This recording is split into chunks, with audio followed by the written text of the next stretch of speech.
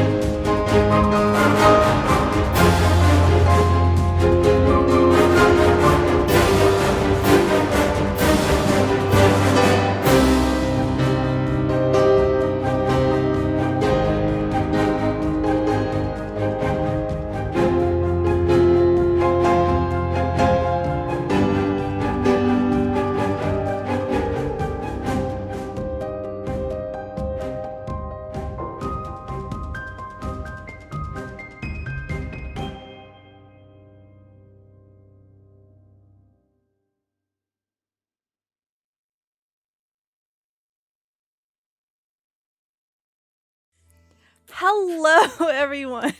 Welcome to Unbound, our original 5th edition D&D campaign that uses adventures from Uncaged Anthology. Uncaged Anthology is a collection of myth and folklore-themed modules that subvert tropes around mythological beings and creatures that are women. We are also featuring the Scholar class by Benjamin Huffman, both of which are available for purchase on DM's Guild. Shout out to our Patreons. Without your support, the one-shots, marathons, 3-shots that we run on this channel would not be possible. If you're interested in more information about what benefits you can get for being a Patreon, please check out this link. They're in the chat. Also, we have a YouTube. If you want to catch previous episodes of Unbound or any of our other campaigns, you can find them over there in that link as well. If you, my dear viewer, wish to interact with this game, there are a few ways you can do so. Just by hanging out, lurking, chatting, you will redeem channel points that you can use to get a blessing or a pocket reroll to any player, including myself. Or if you'd like to add an element of fate to the narrative, every $10 guarantees a draw from the deck of many things to the player of your choice. Oh my god. Adam, what the fuck? Alright. Okay. So then we have a lot of cards, y'all. Oh my god. Oh my god. Okay. Make up for lost time, I guess. I guess so. I guess this is a couple months good to worth. be back. Yeah, sheesh. All right. Okay. All right. I'm gonna go ahead and draw the cards now, so I can start thinking about them, and then we'll go around and reintroduce ourselves. Godfather Ray, thank you so much for the card to Avalon. Haffa, Adam, thank you so much for the 3 cards to Alaris, 3 to Adon, 3 to Avalon, and 1 to Nell. Adon, tell me when to stop, baby. Stop. Okay. Again. Stop. Okay. Again. Stop. Okay. All right. Alaris. Stop. Okay. Stop. Okay. Stop. Okay. Y'all are having way too much fun with this. Avalon, 4 cards. Start. Okay. Start. Start. Okay. I suck at shuffling. You're doing a great job. Cards. Stop. Okay, one more. One more. Oh, that's right. For Godfather Wraith. Stop! Okay. And Nell. I swear, if this is the ruin card after all of these pulls, I swear. We all know what it's gonna be, man. Okay, I swear if it's the ruin card, I'm just gonna reveal it right now. Stop. It's Oh. not. Oh. Wait, One of who got you's got ruined? it. Uh-oh. All right. It's been a while, so it's been about 2 months since our break. So please tell us about who you are, what you've been up to, and please reintroduce our characters for those that have not been here before and might be meeting them for the first time. And we're going to go ahead and start with the Lady May. Oh, that's me. I'm May, and I can be found on the internet, like Twitch and Twitter and Instagram.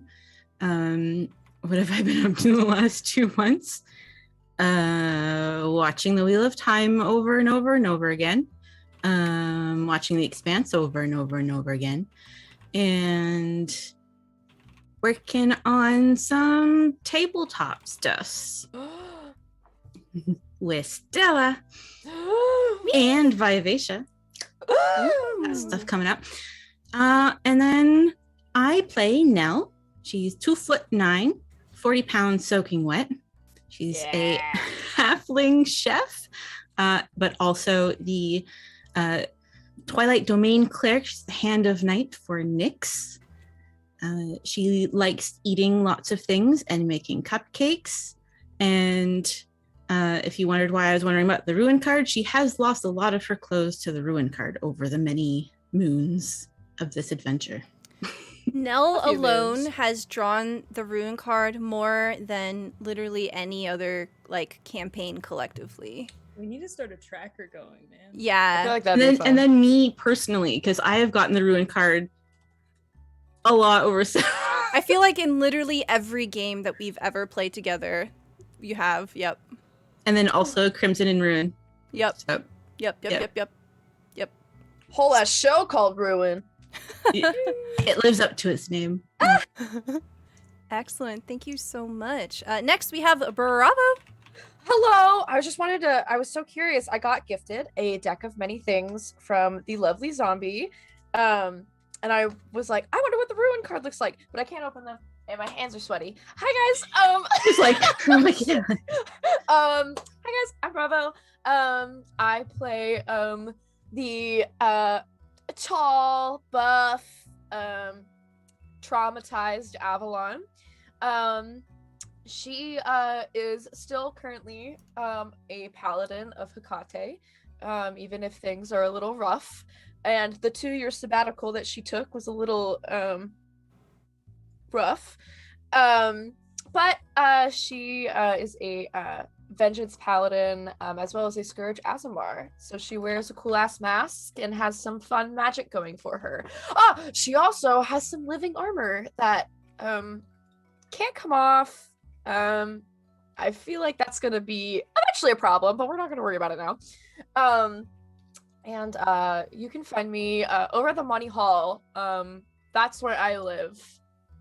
I live in a little box inside the studio, inside of Money Hall with Nikki and EJ.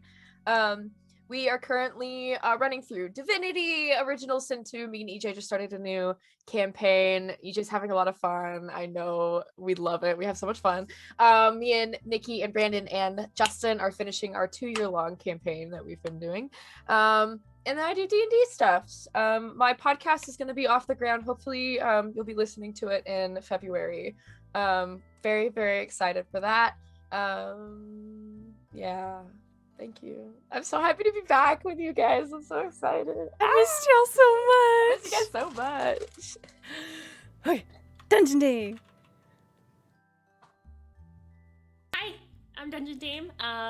I play Alaris, and she is a changeling ranger warlock with a pet raccoon.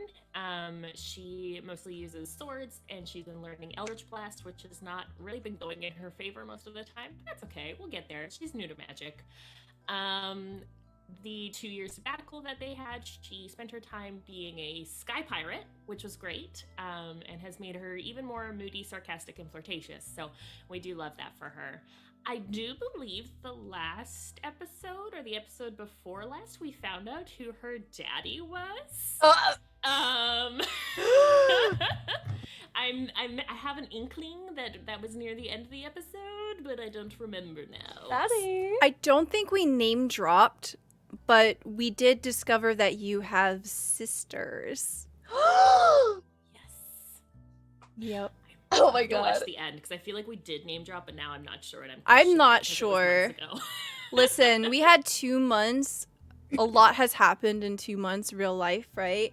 My brain, not there. So I was like, you know what? We're going to have like a garbage episode today. And you know what? It's fine. We don't have to remember anything. They're my Give it up for favorite garbage kinds. episode. I just love hanging out with y'all and our I characters. just like being around you guys. Yeah. Oh my God. I Y'all miss are- you guys. I missed We you could be too. taking turns missed reading you. a phone book and I'd still have a fantastic time. That would be Same. really fun. Honestly, I feel like we would make a really good time out of that. Excellent. So, All right. Thank you. Next we have EJ. Hello everyone, my name is EJ.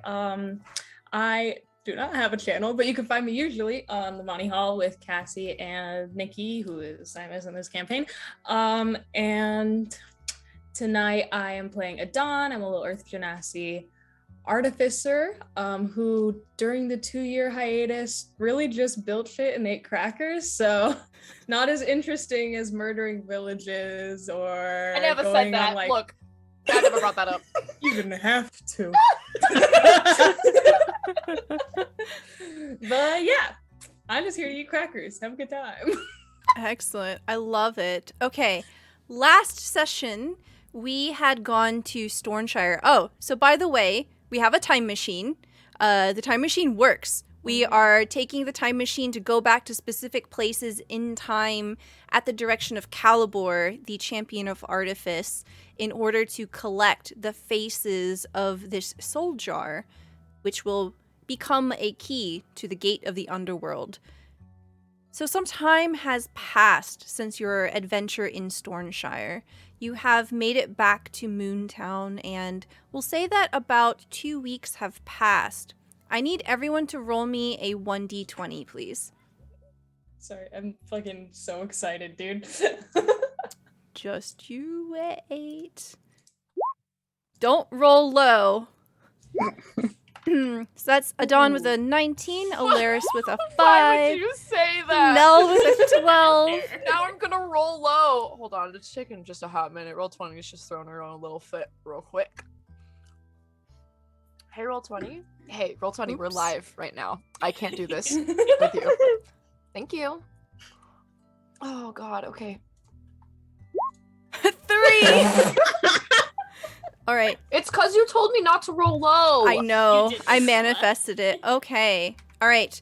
I need Alaris, Adon, and Nell to roll me 1d2s. A D2? Yeah, a d2. We're like. Never I mind. don't know how to fucking roll on roll 20 if it's not from the thing on the top. Oh. If you do Or you can slash flip- roll, and then space, yeah, D2. Thank Oh. you. Okay. So that is Nell with the 2, Alaris with the 1, and Adon with the 1. Okay. So over the last 2 weeks, we have decided to divide and conquer. So we have both Alaris and Adon. You have gone on your own adventure here, and you took the time machine and went into a place, a time unlike your own, and you have found yourself in what is more or less an icy desert.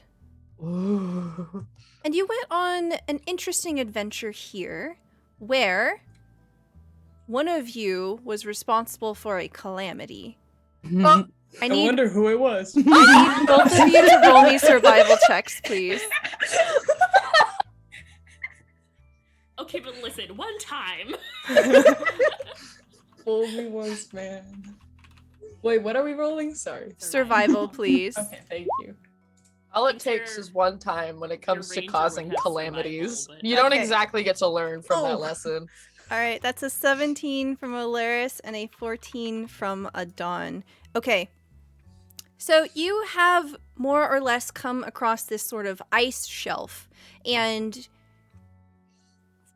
you can tell me what happened to suddenly cause an avalanche, but Adon, you were responsible for more or less collapsing this shelf of ice that was unnaturally placed. I thought there was like a really cool bug frozen into it. I was just trying to get down there so I could take a look at the cooler bug. Adon, that was more ice. Well, it was shaped like a cool bug. I wanted to see why it froze that way. Besides, I got it. And I hold up a chunk of ice. Excellent. There's nothing in it. Excellent. Yeah, so we see this very this terrifying roar of snow just crashing down on the two of you. And until we have another full rest, Adon, you have sustained some injuries from this event. You have drawn the balance card. Wait. So during the break, we have rebalanced our deck of many things, and there are new cards in it now. So with the balance card, if you are, you take all of your spell slots to half, and you take your hit points to half. Oh, I have so few hit points, Stella. I have a very small amount of them. So you have sustained some serious injuries on this mission, and with the help of Valeris, you were able to make it back in one piece. Please tell me you're still holding on to the clump of ice. I am. Your arm's gone. Your arm's off, but it's holding onto the ice. You're just like holding your arm that's separate from your body. It's just but like my that arm is armor that's holding still the like ice. flexed into the grip of it, but my arm's fully like limp and broken inside. Ew. Go ahead and roll me a 1d100, Adon. God. Injury table. Injury table. Okay, Injury 12. table. So you find that this piece of ice is not magical, and it will eventually melt. This is very disappointing. So, Valeris just rolls her eyes. I had to find out. Nell, you and Samara went on your own adventure as well. You have gone somewhere completely different. You find that there is a sweet summer field, and in it is a very lonely hamlet. And there, both you and Samara encountered a number of ghosts. Go ahead and roll me a survival check, please. Uh-oh. What are the ghosts' favorite snacks? Ooh. Go ahead and roll me an insight check. Let's see what their favorite snacks are. You rolled an 8 survival, an 11 insight. So it was really hard to tell. They did not seem very conversational. You quickly discovered that they were poltergeists. And oh no. they absolutely did not want to have any kind of friendly interaction here. Go ahead. With an 8 survival, I'm going to say that you also sustained some injuries, but definitely not as serious as Adon. Just a few bruises and scratches. I think Samara would have come to your aid and assisted you here. And the two of you make it out alive with most of your belongings intact. And you have found something very interesting on your adventure there. Along with finding a face for the jar, you find an unusual disc. So this disc is made out of opal stone, and it has a strange hole in the middle. It's kind of hexagonal in shape. It almost looks like a washer. It's about the size of your face, and you can't quite tell what it's good for, but you can tell it's very valuable. You have drawn the gem card. Oh my god. Maybe before we sell it, I want to make cookies out of it. Ah, Better. that's so cute. You could try. So go ahead and add 1,000 gold piece of what did I Cookie say? cutter. It was cookie Opal. cutter. No, it's cookie cutter now. 1,000 GP cookie cutter. Wow. Just a massive hagstone. It's like big. What kind of cookies would that make? Hexagonal shaped cookies the size of plates. It's fine. It'll be It's amazing. fine. It'll be yummy. Normal size cookies for Fiona. It's good. Very good. You make it back, and yeah, Avalon. Ugh. You did not go on any adventures over the last 2 weeks. Ah. You, my dear good friend, have been on babysitting duty. Great. At least I'm not dead. You have discovered in the time that passed by that Hecate, as a teenager, which we have come to lovingly name as Luna, I believe, she is very energetic.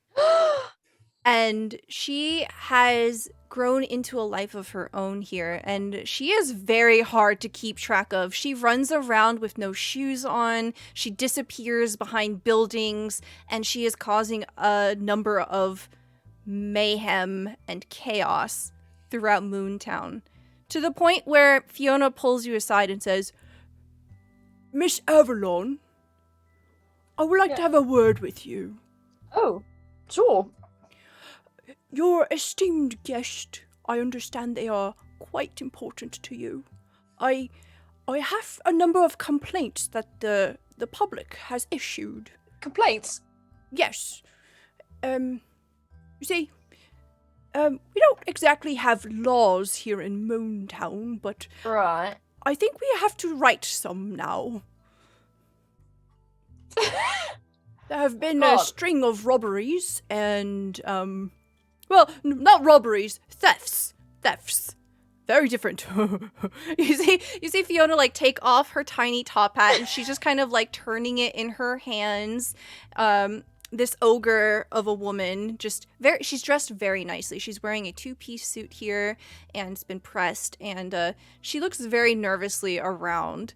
A number of thefts. From who?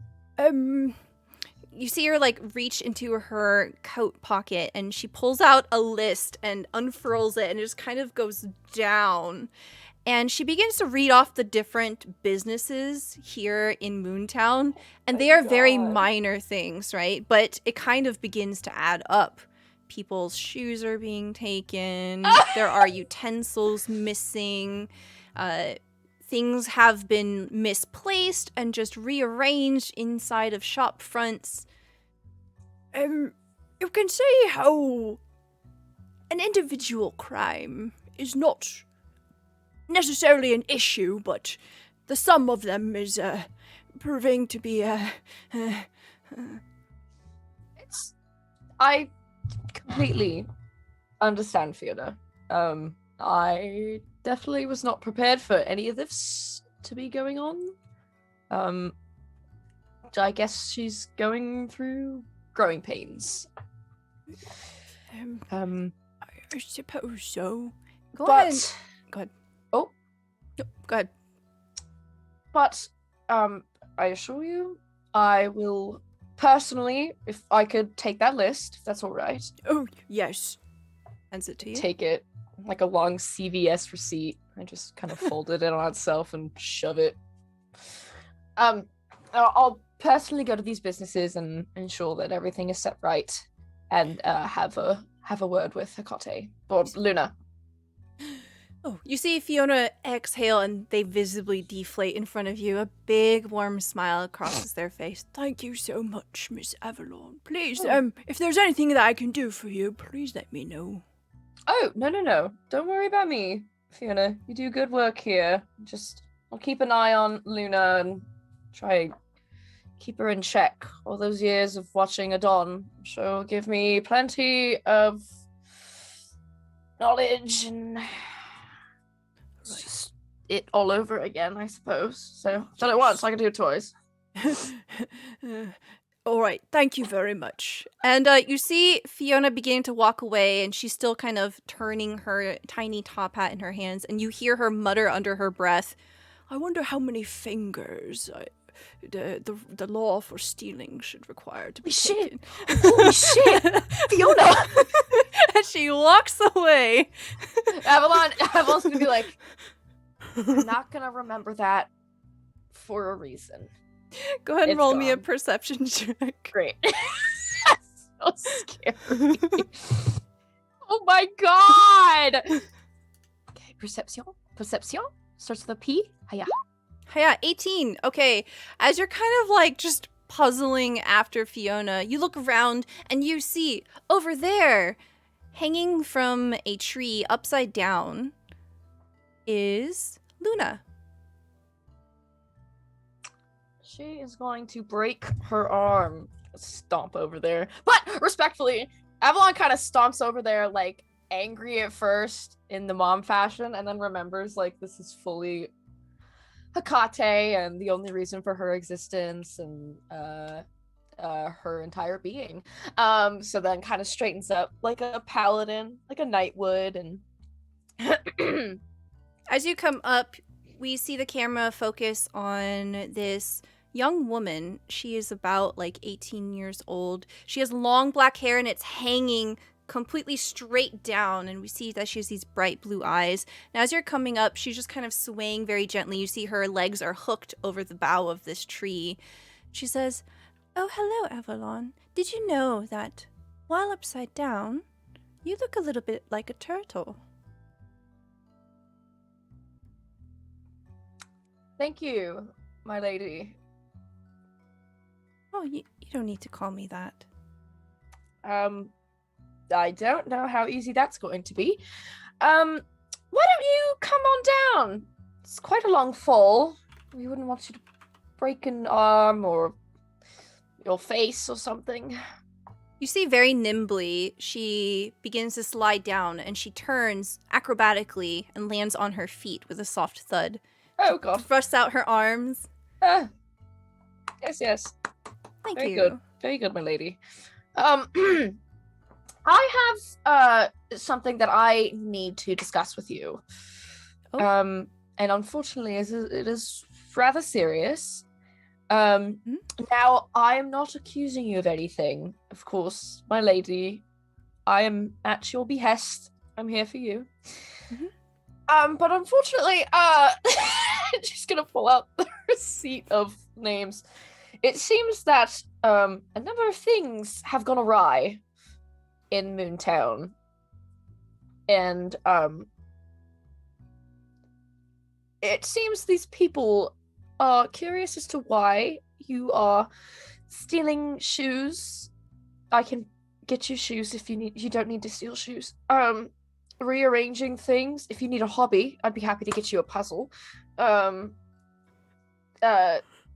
sorts of things. Is there something missing that I need to get for you or do for you? It's just, it's a little destructive.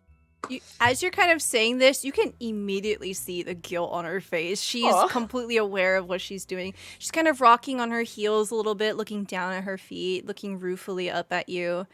And all of a sudden, she starts to book it. My lady, please! What?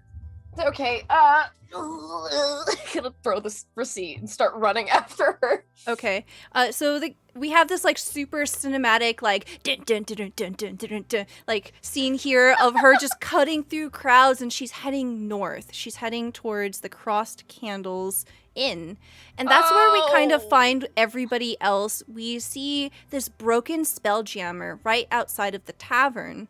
I'm gonna assume that Samara is kind of working on it because they had said last session that they would. So we see Samara is just kind of idly trying to fix this giant ship that has cracked in half and more or less been deposited here in this realm. And everyone else is also here, the party. You just see Luna just running towards y'all and Avalon in tow. Lady, please. Look, I don't want you to hurt yourself. If we're running somewhere, I'd be happy to walk with you. No need to run. Oh God, this is exhausting. I don't want to interfere. I hope you're all staying hydrated.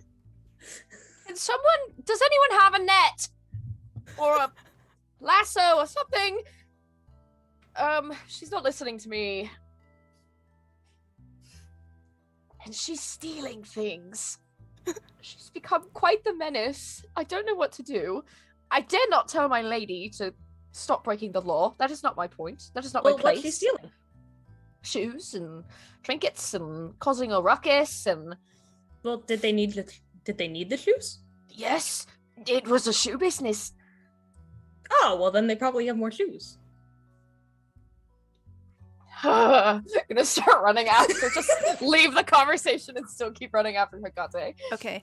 You see Hecate disappear. Like, Hecate picks up a trash can, moves it to the side, and disappears in a hole that was underneath the trash can. Oh, I know where that goes. You don't know where that goes? I know where that goes. Oh, thank God. Oh my God. I said you didn't. Okay, can I fit in there? Yes. Okay. Well, everyone's no, wiggle. hold on. Adon, you have made all of the holes here in Moontown. Avalon can't fit in that one, but what Adon does, is there's like bales of like fucking Assassin's Creed style hay just like sitting up by the wall or something. Just push that over and there's a bigger hole that you can jump down. Great. An Avalon-sized hole. Fantastic. You just see... I made it in case you want to visit. It just goes in the hole. All right, you see Avalon flustered disappear down the hole. Alaris, Adon, and Nell, you are here up by the ship. You want to go in the Should we maybe go help her? after you? Which hole did you want me to go into? Well, the small one is the one where Luna went, and the big one is where Avalon went. You fit in both. I guess I'll go to the small one. Mm-hmm. Adon, Alaris, do you fit in the both. small one? Yeah, okay, I was gonna say. If I go like this, I fit in both. Very good. I will go the small one. I jumped down the small one. Okay. So the group kind of like more or less converges together, and you trail after Luna, and you discover at dawn that there is an extra tunnel that you did not carve out. You notice that there's something a little different with the way the terrain is shaped here. It seems as if someone has used magic and has transformed the dirt into hewn stone. You are entering an actual literal tunnel that has been carved out and shaped. Oh, this is amazing. Is it I pull Hecate shaped? out my blueprints Yeah. for my It's like big maze. I'm like, well, I don't think I did this. I have to see you have a map. I show it to Alaris. It doesn't make any fucking sense. All the tunnels on different layers are like overlaid on top of each other. I love to imagine, for as like eloquent and like smart as Adon is, like if you open up Adon's notebook, it's just Charlie from Always Sunny, like absolute illiterate, Pepe like Silva. nonsense. Yeah, Pepe Sylvia, straight up, like no one can understand what's going on. Exactly that. what it is. Is Avalon like Winnie the Pooh style? Like her ass is just sticking out of this hole? Now, yes. Yeah. Yeah. She's like, you just hear muffled like, my lady, what are you in there? You see that it empties out into a cave. And in this cave, there is a pool of water. You see that there is a tree in the middle here, and there is a strange crystal growing from the ceiling that is emitting moonlight. So it is kind of like a serene little haven here underground. How long has this been here? You have no idea. You've never been here before. I don't like coming down in the tunnels. Excuse me. How long has this been here? Like, is this not my pocket dimension? You have no idea. You've never been here before. The door's been How open long for has too this long. been here? Is this my tunnel? You've never been here before. Well, it's within the time that we got Luna because I finished all of my construction before that happened. So it must have been after that. Did she make it? Well, does she have a shovel? She had a shovel. She is the goddess of magic. I'm sure she could make a shovel. shovel +1. You kind of enter into this chamber. There's a shovel. It's like opalescent, just Wow. leaning against the entrance. Oh my there. god, everything's She has a here. shovel. You see Big in the shovel. distance that Luna is floating in the water, just kind of lounging. Is this where My the lady- collection of shoes is? There is no reason for running. I'm happy to go wherever you need. I'm here to support you, no matter what. You don't need to run. I can swing a sword very well, but running is very exhausting. It's just your head sticking down from the ceiling. I think Alaris is gonna try and help Avalon out of the hole. Oh, it's touching my ass! Who is that?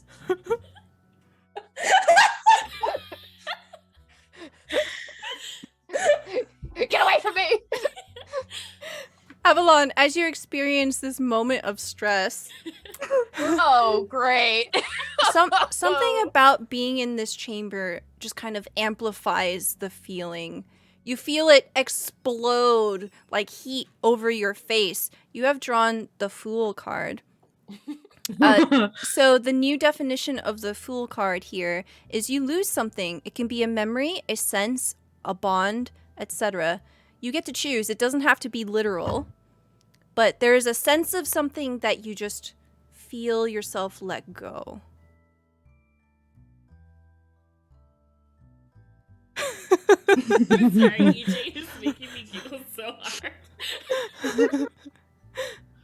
Don't let go of anything while you're up there, okay? Just keep it all in until you're out. I'm gonna let go of a big fucking fart. No, I'm gonna... Everyone now has the poisoned condition. Oh god. The suffocating condition. I'm gonna be edgy. Okay.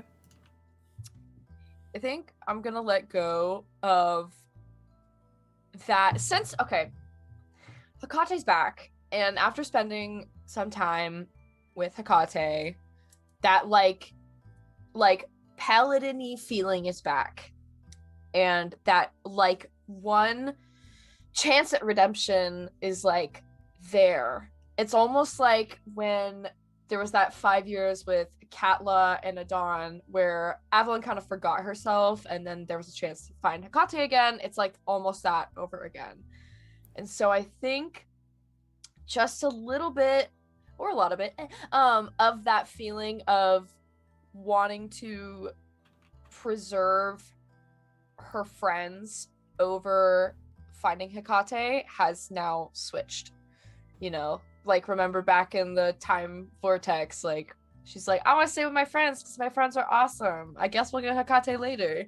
It's a little different now. Now that Hecate is present, I think that switch has happened. That like she can't really help anymore because Hecate is like the base of her being, and now that she's here and safe and she's trying her fucking darndest to keep her safe. Yes. So yeah, that was the switch. Awesome. Okay, yeah, so you feel this renewed sense of duty here as you're kind of perceiving her. The group of you make your way into this chamber quite easily. It is going to be about 10 feet tall here, so you do have room to like move around. There is a bit of grass before it dips into this pool of water that she is currently floating in. You just hear the splash of water as she kicks her feet. And as you are coming up towards this tree, can I get perception checks from everybody? Wow, 20 from Nell. Is there a pile of shoes? Maybe. Alaris with an 11. We have Avalon with a 16. Adon Yeah, with what a do you want? 3. I can see. No. Oh, they said hi, Cassie. I was like, Hi, Cassie. Hi, Cassie. hi, Cassie. Nell and Avalon, you see that there are shoes hanging from the tree. Avalon's gonna start one by one, taking the shoes down and piling them up with their pairs in a very nice, orderly fashion. All you Adon- hear is Luna giggling from the water. Adon takes their shoes off to step in the water. The water is very cool.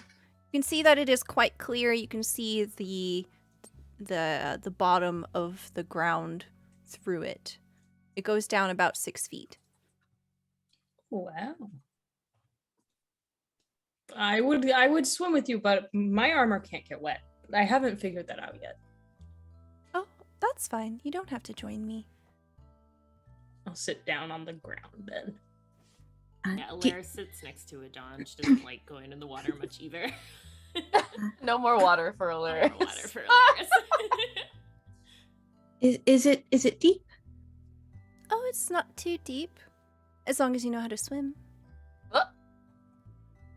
Now maybe stay out of the water. Well, I can just wade in a little. It does gently slope, so you could like wade in and have the water up to a certain level. Yeah. Someone have an eye on Nell.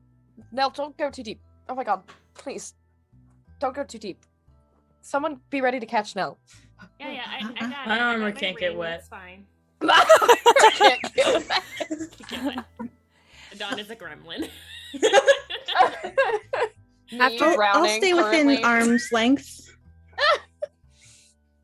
You see Luna dive under the water and then reemerge near Nell, and she is kind of like floating in the water in front of you, and she looks at you and she says, "It's been very fun being here in Moontown. I feel at home here." That's good, but I know you've been having fun, but have you been a little bored? A little. I'll have to be It's, honest. All the things. Is there something that you would like to do? She looks very thoughtful, and as she considers things, no, you have 2 cards. Zombie, thank you so much for the cards. Tell me when to stop. Stop. Okay. Stop. Okay. Ella, how many cards are left? There are 1, 2, 3, 4, 5, 6, 7 cards left. Wow. Oh my gosh. What? One of them has to be ruined, man. Somebody got that fucking ruined. Yeah. All I can imagine is Nell like 2 feet deep into the water so that she could still stand there, and Luna is just like barely, like somehow floating, but it's only like this Mhm. deep. 2 She's, like, feet in. crouching. Now would be like to here.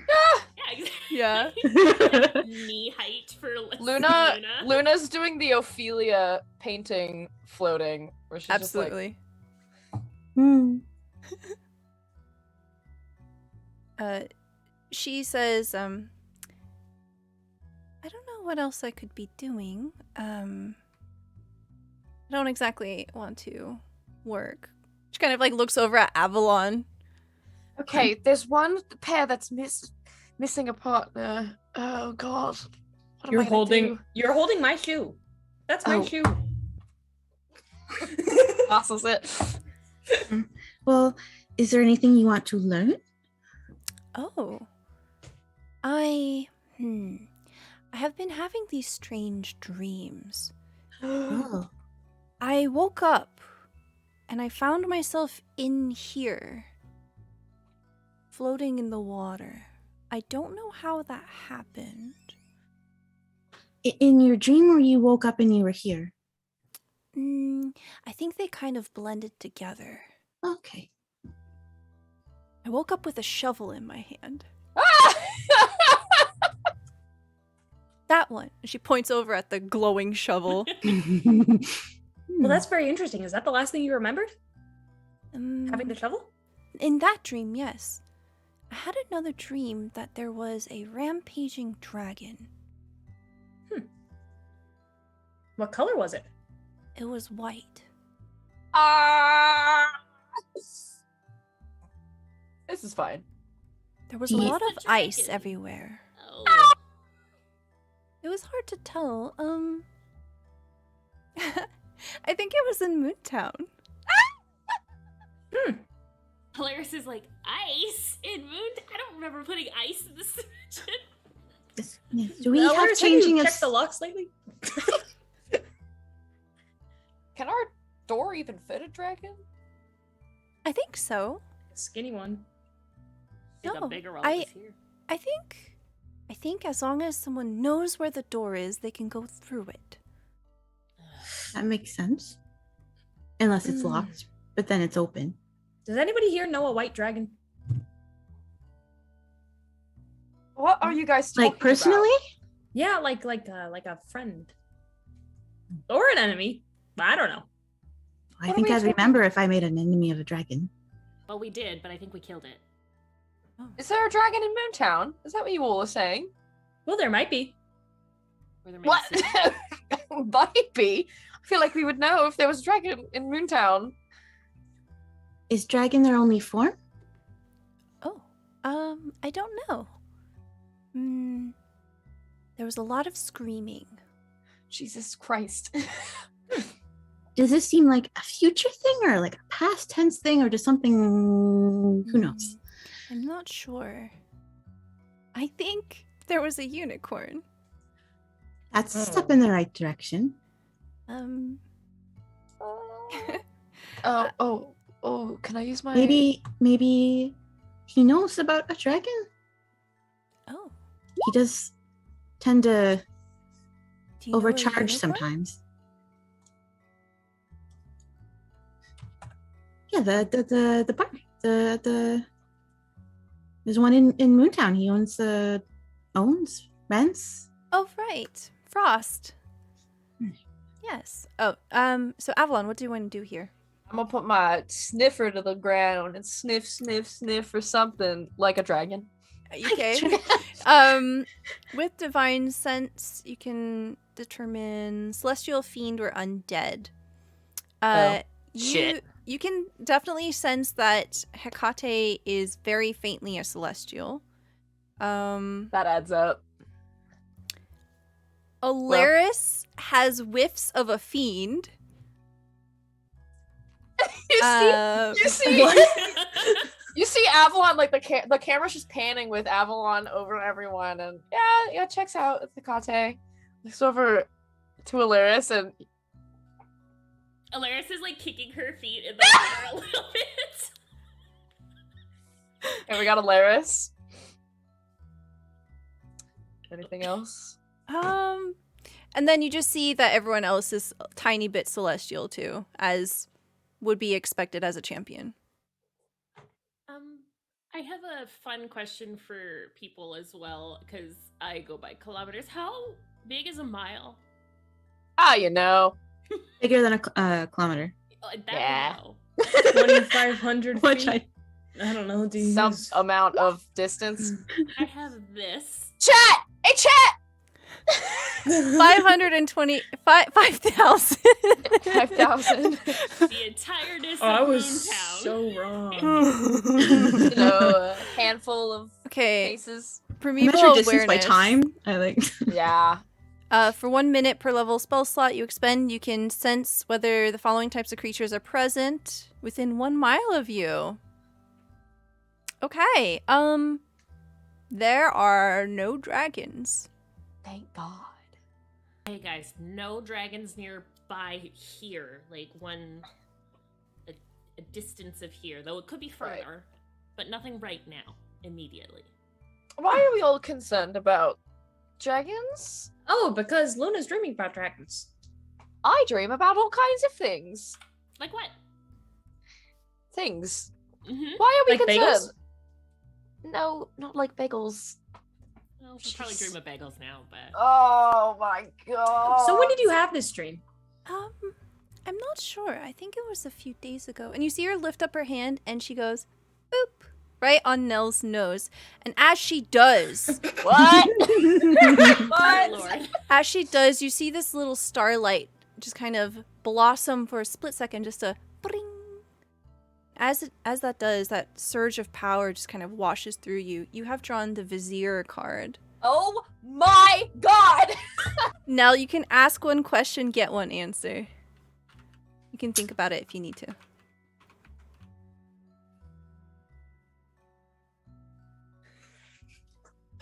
Who is this dragon she speaks of? Okay, so for some reason, you see this image. It's very, very blurry. It's hard to tell, like, what's beyond the dragon because your question was so specifically about the dragon. But you see the dragon in pure clarity. You see an adult white dragon rampaging. You see them billowing frost out in these giant cones that are large enough to swallow buildings. You somehow inexplicably know that this is Ulid, an ancient dragon. You have never met them before. You have never crossed paths with them before. This is a total stranger to you and the party. I hope they're chill. Get it? Does anyone know of a Ulid? Gesundheit? What- Ulid? Yes. The name is completely foreign to all of you. Nope. Maybe we should ask I around. could try to look. maybe some of the other champions have heard of. Ulid. Sorry, John, you said you could look? I don't know how I've never asked this before, but does Moontown have a library? It's your little fucking mole hole that you Yeah, live in. you That's are the the- I rolled library. a nat 1. Yeah. Oh no. Nobody's established a library yet. Darn it. I have a big book.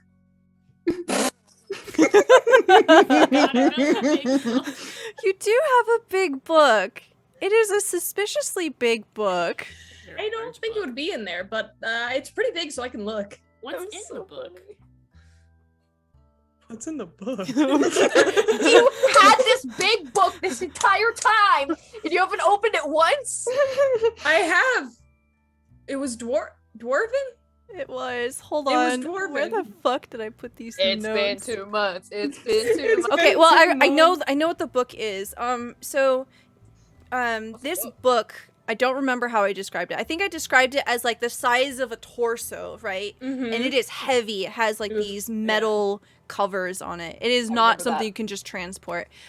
It Unless you're me. I speak speak Fiona for dwarven. you. I could have been reading it this whole time. do you read Dwarven? Yeah, I do. Okay, so you would know that this is the Anhargum, which is called the Book of Rhodes. It is an ancient book that more or less serves as like a Bible for like this ancient race of dwarves. And it's basically like also a calendar. So for every day of the year, they would detail a Dain, Dain, which is a special kind of road. It's basically like a very significant place and time. And so for each of the days, there are a page, right? And a road that is on it. But there is a suspicious portion of the book in the very back where the pages have been completely blackened out. I remember that. Oh, this is so interesting. That's so but awesome. we have a dragon to deal with. Oh yeah. Yeah, so having read Don't through think it'll it, be in the book. yeah, you're pretty confident that this is completely unrelated. But you do have a sense that maybe this is connected to this strange room and the various tunnels. It's actually probably not in my book. Well, oh, you know what? I had an idea. If this came to you in a dream and you were Yes? holding a shovel before you had the dream, go to sleep again, hold the shovel, and we'll come back. Okay. You see her kind of like clambering out of the water and just like the wet, sloppy, like, as she runs over to the shovel, she picks it up and then she lays down underneath the tree and she's just kind of like holding the shovel to her chest and she closes her eyes. Oh, okay. If you Do you have hold, some like sleepy time tea?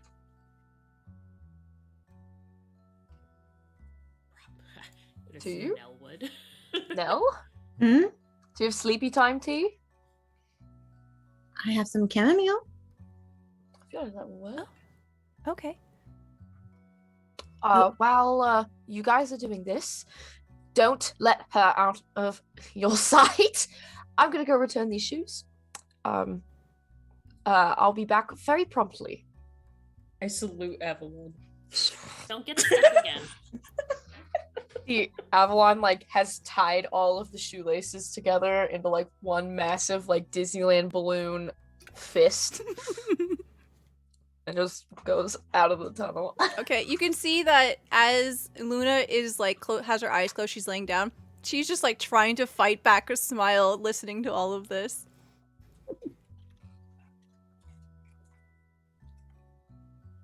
What do the other three of you want to do while Luna tries to fall asleep?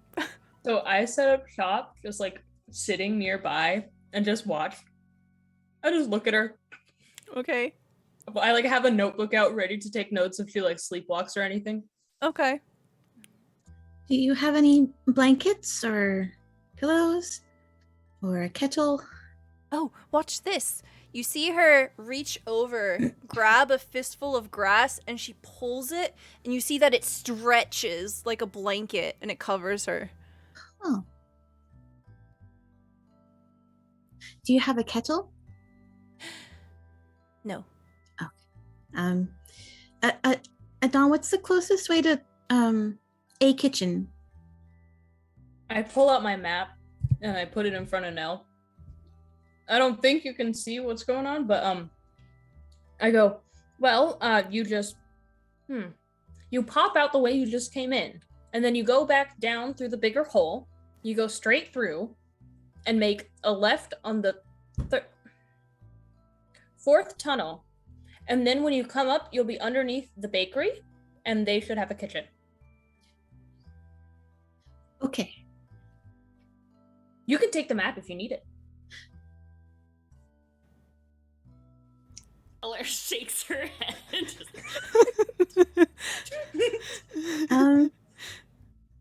Okay. Aw. That is big as Nell. That was so sweet. You think it's just this one page that Adon showed you, but you can unfold it, and you can keep unfolding it. When you fucking, I don't know, like the fucking instructions that expand to 100 times their size.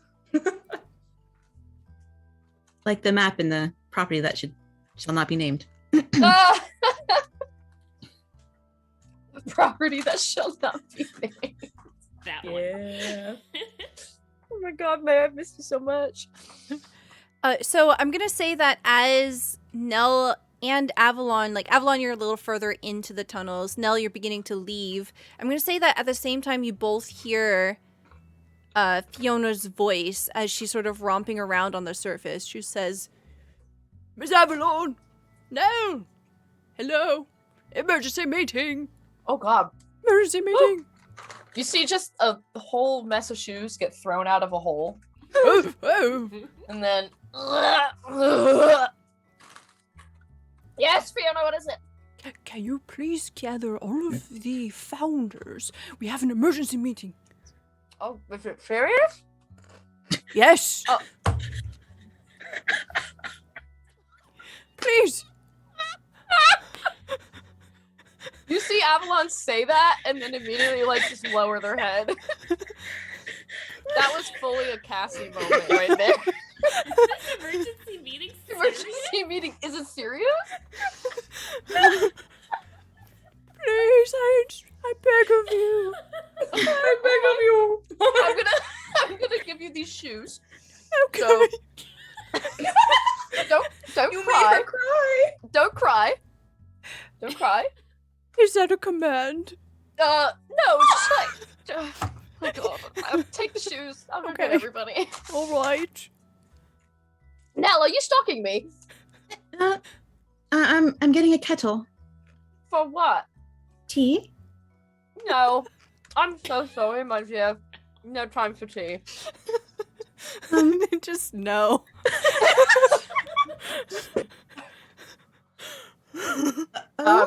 I'm sorry, that was so rude. Sorry, I'm so stressed. I've been running around after Luna all day and for the past 2 weeks. Well, you should have some tea that I'm gonna go make. Whatever emergency this is, it can wait. Let's go get your- Emergency? Yes, apparently there's an emergency meeting that I'm needing to go back down into the depths of this fucking town to go gather everybody and then come all the way back up. I can go if it's easier. Do we No. not have message? I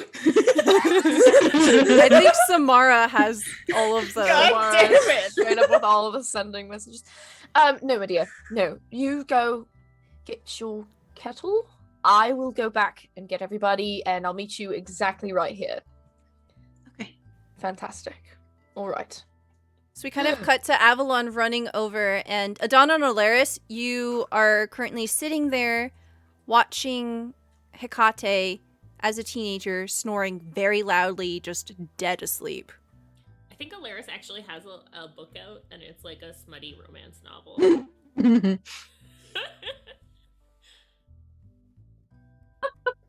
Adon's okay, not EJ? blinking. Dawn's not blinking? Adon's watching Luna. They're not I blinking. hate that. That's terrifying. Very deftly jump into the cavern. I guess does my armor, is it Clank! clanky? Clank! only, though. One clank. One mighty clank. Clank. Luna is still sleeping. I thought that was going to be quieter. We need to go. There's apparently an emergency. Fiona said. Is it serious? I don't know why, but that makes me angry. Yes, it's I don't know. Fiona didn't tell me anything before she almost started crying for no reason. So we must go now. Shall I fish her out of the water? Well, if She's you not can't in stay the- here. she's under the tree. She got Oh. a blanket In the grass. on her. Yeah, you see her. She's like bundled up. She looks so cozy. Okay. Well, oh god. Do we leave her here? Do we bury her in? No, so she doesn't no. go anywhere? Oh. She's been sleep digging. We can't leave her alone. All right. I'm gonna just try. Will the grass carpet come up? You can pull it off of her. She's just kind of like spooning this like magical glowing shovel. She is Okay. completely. You know how like there are these cats. They're sleeping. When you pick them up, they're all liquid and they're just kind of like Yeah. limp. She's like that in your arms. Okay. But what I'm she's gonna spooning do. this. I'm gonna lay my cloak down. I'm just gonna transfer her to the cloak and then roll her up like a burrito. She's so peaceful. Shovel. Grab her. Did you grab the shovel? She's Oh, yeah, the holding the shovel shovel. is there. Oh, okay, just make It's a Hecate shovel burrito right now. Yes. All right. To the meeting. Okay. Yes.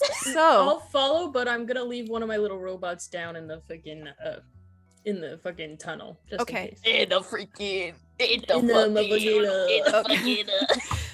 So we cut to this montage. Nell, you acquire your kettle, and everyone follows Fiona. Fiona's like, quickly, please, to the meeting area, the emergency meeting area. We have an area for that? Yes, my superior management skills have deemed an appropriate place for such a dire Yeah, emergency. The meeting area. You didn't know about the meeting area? No, that's very smart, Fiona. Good thinking. Thank you. And then the camera opens to hot springs. Oh. And this is a meeting area. Meeting area? So everyone, like, you can decide what you're wearing, what you're not wearing. Avalon has no choice. Fiona is sitting in this, like, very misty, foggy pool of water and looks very dead serious at the rest of you. We have Hecate just sort of like, the cloak has been hung between two trees, and it's like a hammock business going on in the background. Fiona says, the most important event is about to happen here in Moontown. It's your birthday? Our very first anniversary of the founding of Moontown. This is serious. We must See Avalon just like put her head in her hand. prepare a festival. Oh, I have just the ideas. Who's in charge? Me? So, if you like, I think that there are 1, 2, 3, 4. There are 4 major things that we need to address for this festival: food, entertainment, apparel, and furniture.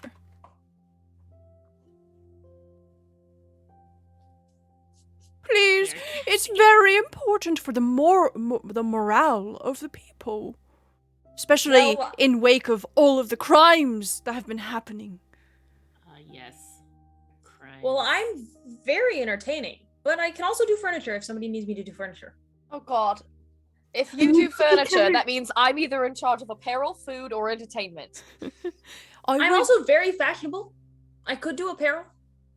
So I have spoken to a number of people in Moontown that can assist you. For furniture, I would suggest to go speak to Day at the Lonely Bough. I thought you said Dave. Dave! Sorry. Dave! Yeah, just talk to Dave. Dave. Bro, don't talk to Dave. Sorry. No, don't be sorry. I love Dave. He definitely lives in Moontown now. What he Yeah. does, I don't know, but he rocks. He's somewhere. He's a sheep.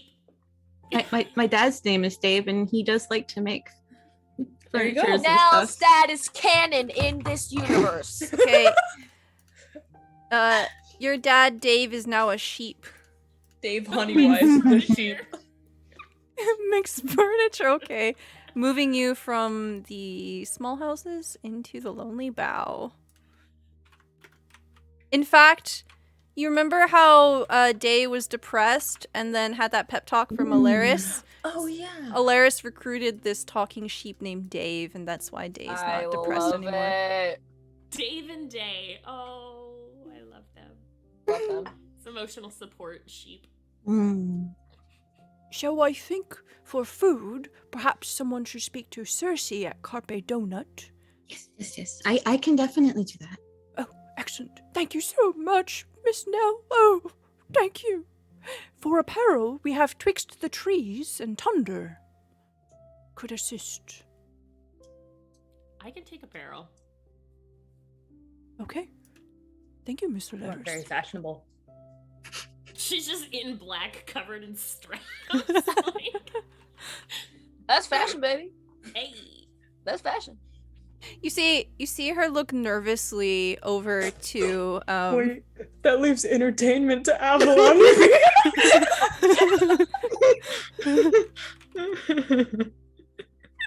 Okay, Alaris was gonna suggest strippers for entertainment, so.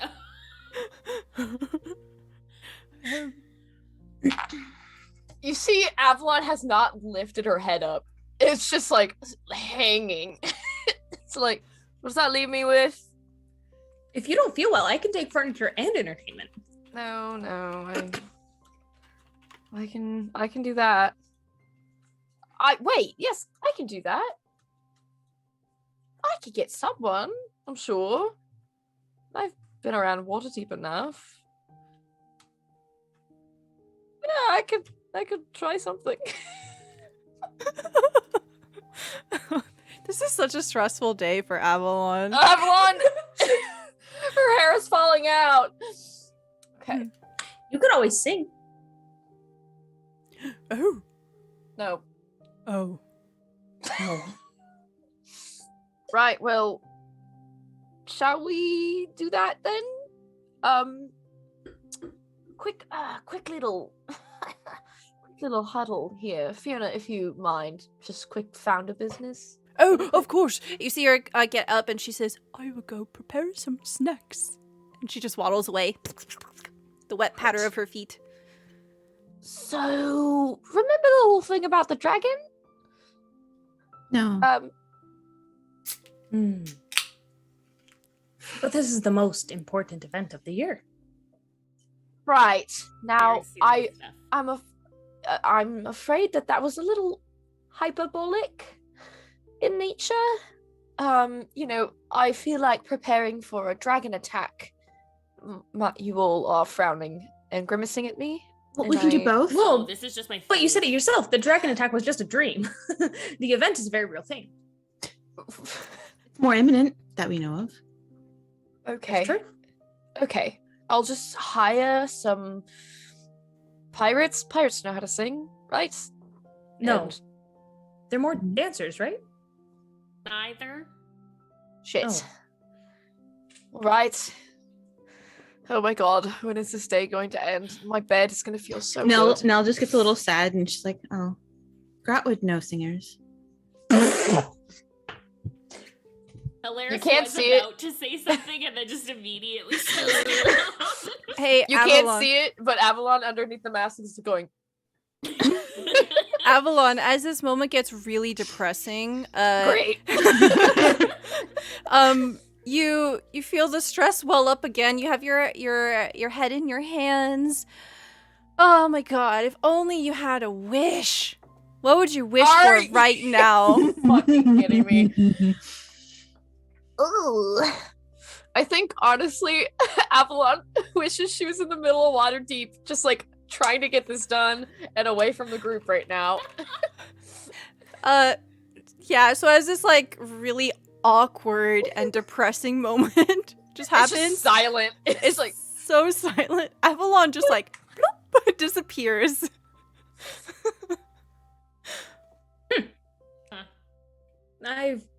Never seen her do that before. Where she went. Does that mean I'm on furniture? Yes? I think so. Yes. Okay. I can keep doing the sleep experiments. I can keep helping Luna figure out what's going on Okay. while we prepare. Okay. All right, so everyone just huddles together, ready, break, and then y'all get some take-home snacks from Fiona, and I think this will be a good time for us to take a quick break. I hope everyone's been enjoying this garbage episode so far. Welcome back, everyone. I've missed all of you so much. So we're going to take a quick 5-minute break, top up our water, do a stretch, and we'll be back here real soon. You're back. So we see everyone go their separate ways as they begin to divide and conquer. You know, nothing terrible ever happened by doing that. Split the party. Split the party. So we first follow Nell. Nell, you begin to make your way towards Carpe Donut. As you enter into the establishment here, you don't find Cersei at the counter. Instead, you find on the customer side of it is Frost. And as you enter in, Frost says, "Nell! My, exactly the person that I was hoping to see. How are ya?" You're hoping to see me. How did you know I was going to be here? Oh, I didn't suspect that you'd be here, but I was hoping that we would run into each other at some point. So we see the camera focus on Frost. Frost is a unicorn. You can see that there is a mage hand, a spectral hand, just kind of brum, brum, thrumming fingers on the countertop. You can tell that Frost was probably waiting for someone or something. Frost looks at you and just smiles real wide. What did you want to see me for? Well, it's been a few days since we last reviewed the menu for the Crossed Candles Inn, and I just kind of like cultishly toss their head. Their hair just kind of sparkles as it waves in the air. You see the seashells and the feathers kind of glistening a little. Just been a few days since we last reviewed the menu. Has it been that long already? I know, time flies, doesn't it? Ha ha ha. Okay. Well, I've got a menu to sort out, so I guess we can do it all together. Are you free this afternoon? Oh, I'll make time for you. Where's Cersei? And you see him like looking around, and after a few moments, you see the nymph Cersei exit out of the back. You see that she is completely naked except for the apron. She has flour just kind of plastered everywhere, and as she enters in, she sighs. "I'm sorry. We need more eggs. We're all out." "Well, that's no good. How am I gonna serve my biscuits?" We gotta go get eggs. "Where are we gonna get eggs?" Market. Where do you normally get them? "Oh, here. Oh. Who's In your the normal form of supplier? biscuits." What? You don't have scrambled eggs? I thought we had scrambled eggs on the menu. "All right. I get the eggs from here too." Oh.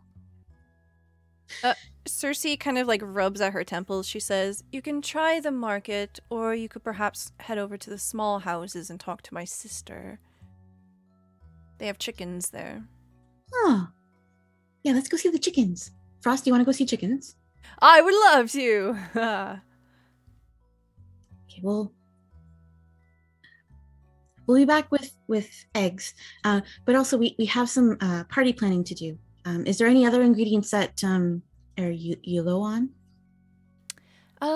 Perhaps you can get me a pail of milk as well. And eggs.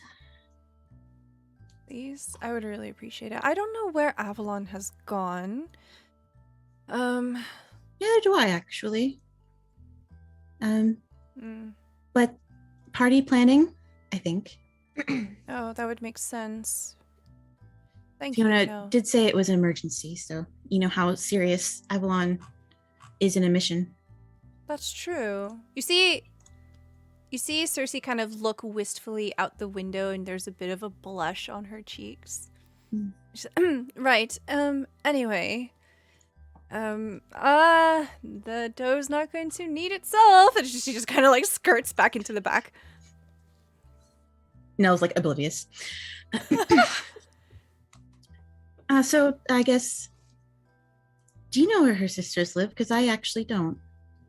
I do. And you see Frost's leg just go like, and kicks the door open and holds it open for you. After you, milady. Lovely flourishes. Nice. Thank you. I've been hair toss practicing. It shows. It's gonna work. All right, so Frost will join you as you head south towards the small houses, and the camera will cut over to Alaris. You make your way towards Twixt the Trees Tailory, and inside you see what is normally a very manicured shop has just exploded with fabric. There's fabric everywhere. There are half-made pieces here and there, just sort of stacked on top of each other. Some are hanging from the ceiling. Hello? Hello? Roll me a perception check. Oh boy, somebody's buried in fabric. Oh, roll 20, could you not? That'd be great. Ooh, okay, you roll a nat 1 into a 6. Yeah, you can't hear anything. She yells louder. Hello? You hear giggling in the back. Alright, well, to the back. Okay, so as you kind of peel back the curtain and enter into the back space of this tailory, you get the distinct musky odor of pot. It's pot. Yeah. Hell yeah. I was like, are they having sex back here? No! Am I walking in on... Are you guys having sex back there? I join.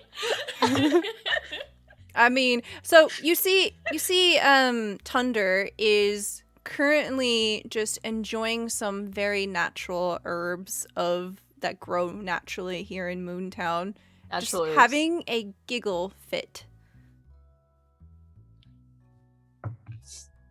Tunder? I don't remember their voice. Oh, I picked up a new one. She's Hello, their Laris. Are you working right now, or are you busy? I am exercising stress relief. I can see that. Well, Yeah, come join me. They pat like a half-made hat. She picks up the hat and doesn't want to sit on it and sits where the hat was. You see her like, oh. They say, but yeah, as you can tell, there's a lot going on in here. Yeah, you seem like you've got your work cut out for you. Maybe it's time to start hiring some help. They very seriously grab your arms. Can I hire you? Oh, I don't know if you want to. I don't think I have a choice. Oh. I feel and a connection. She takes a hit of whatever Thunder is smoking. Yeah. It's good shit. Oh, well, actually, I think you probably should hire me because I'm actually really good with clothes, as you can tell. Look at my straps. Oh. Fantastic. Okay, so you take care of everything on that half of the room.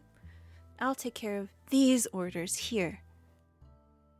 I've started everything already. You basically get the idea what each thing is for. Oh, okay. I think I can do this. Maybe, probably not. What happens if I do it wrong? That's the best part. There's no such thing as wrong because creative license. Unique pieces that you can't find in any realm in all of the multiverses. That's a lot of verses. They kind of sit back and contemplate the number of verses, and they take another hit. Versus. Okay, so if I can't do it wrong, and it can be only one in the entire multiverse, then I have to make it really, really different if it's the only one in all of the multiverses.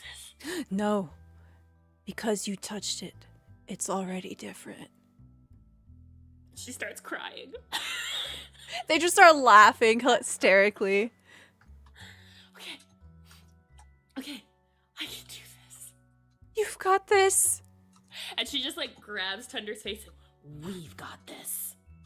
Yes! Let me turn on some music. And they go over to this orb, and they start rubbing the orb, and then some really, like, heavy metal starts playing. Oh my god. Hell yeah. Nice. Is into it. Okay. I have no idea what you're gonna roll here. Do you have a disguise kit? Probably not, because I have... I do. I do have a disguise kit. in Cool. fact. Roll me disguise kit. Can I... What attribute do I do? It's asking me for an attribute. So, it's up to you. Do you want to do dexterity? Do you want to do wisdom? Intelligence? I would say dexterity if you want to do it fast, right? Uh-huh. I would say wisdom if you want to follow the inspiration of the herb.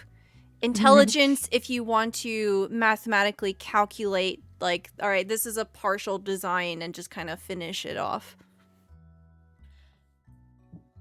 What about charisma for super artistic? Absolutely. Like, absolutely abstract out there. Absolutely. Fantastic. A lot Yep. of people are going to hate these. I'm excited. Me too. 21. Very good. All right. So the screen fades to black there. We open back up in another space. We see a dawn.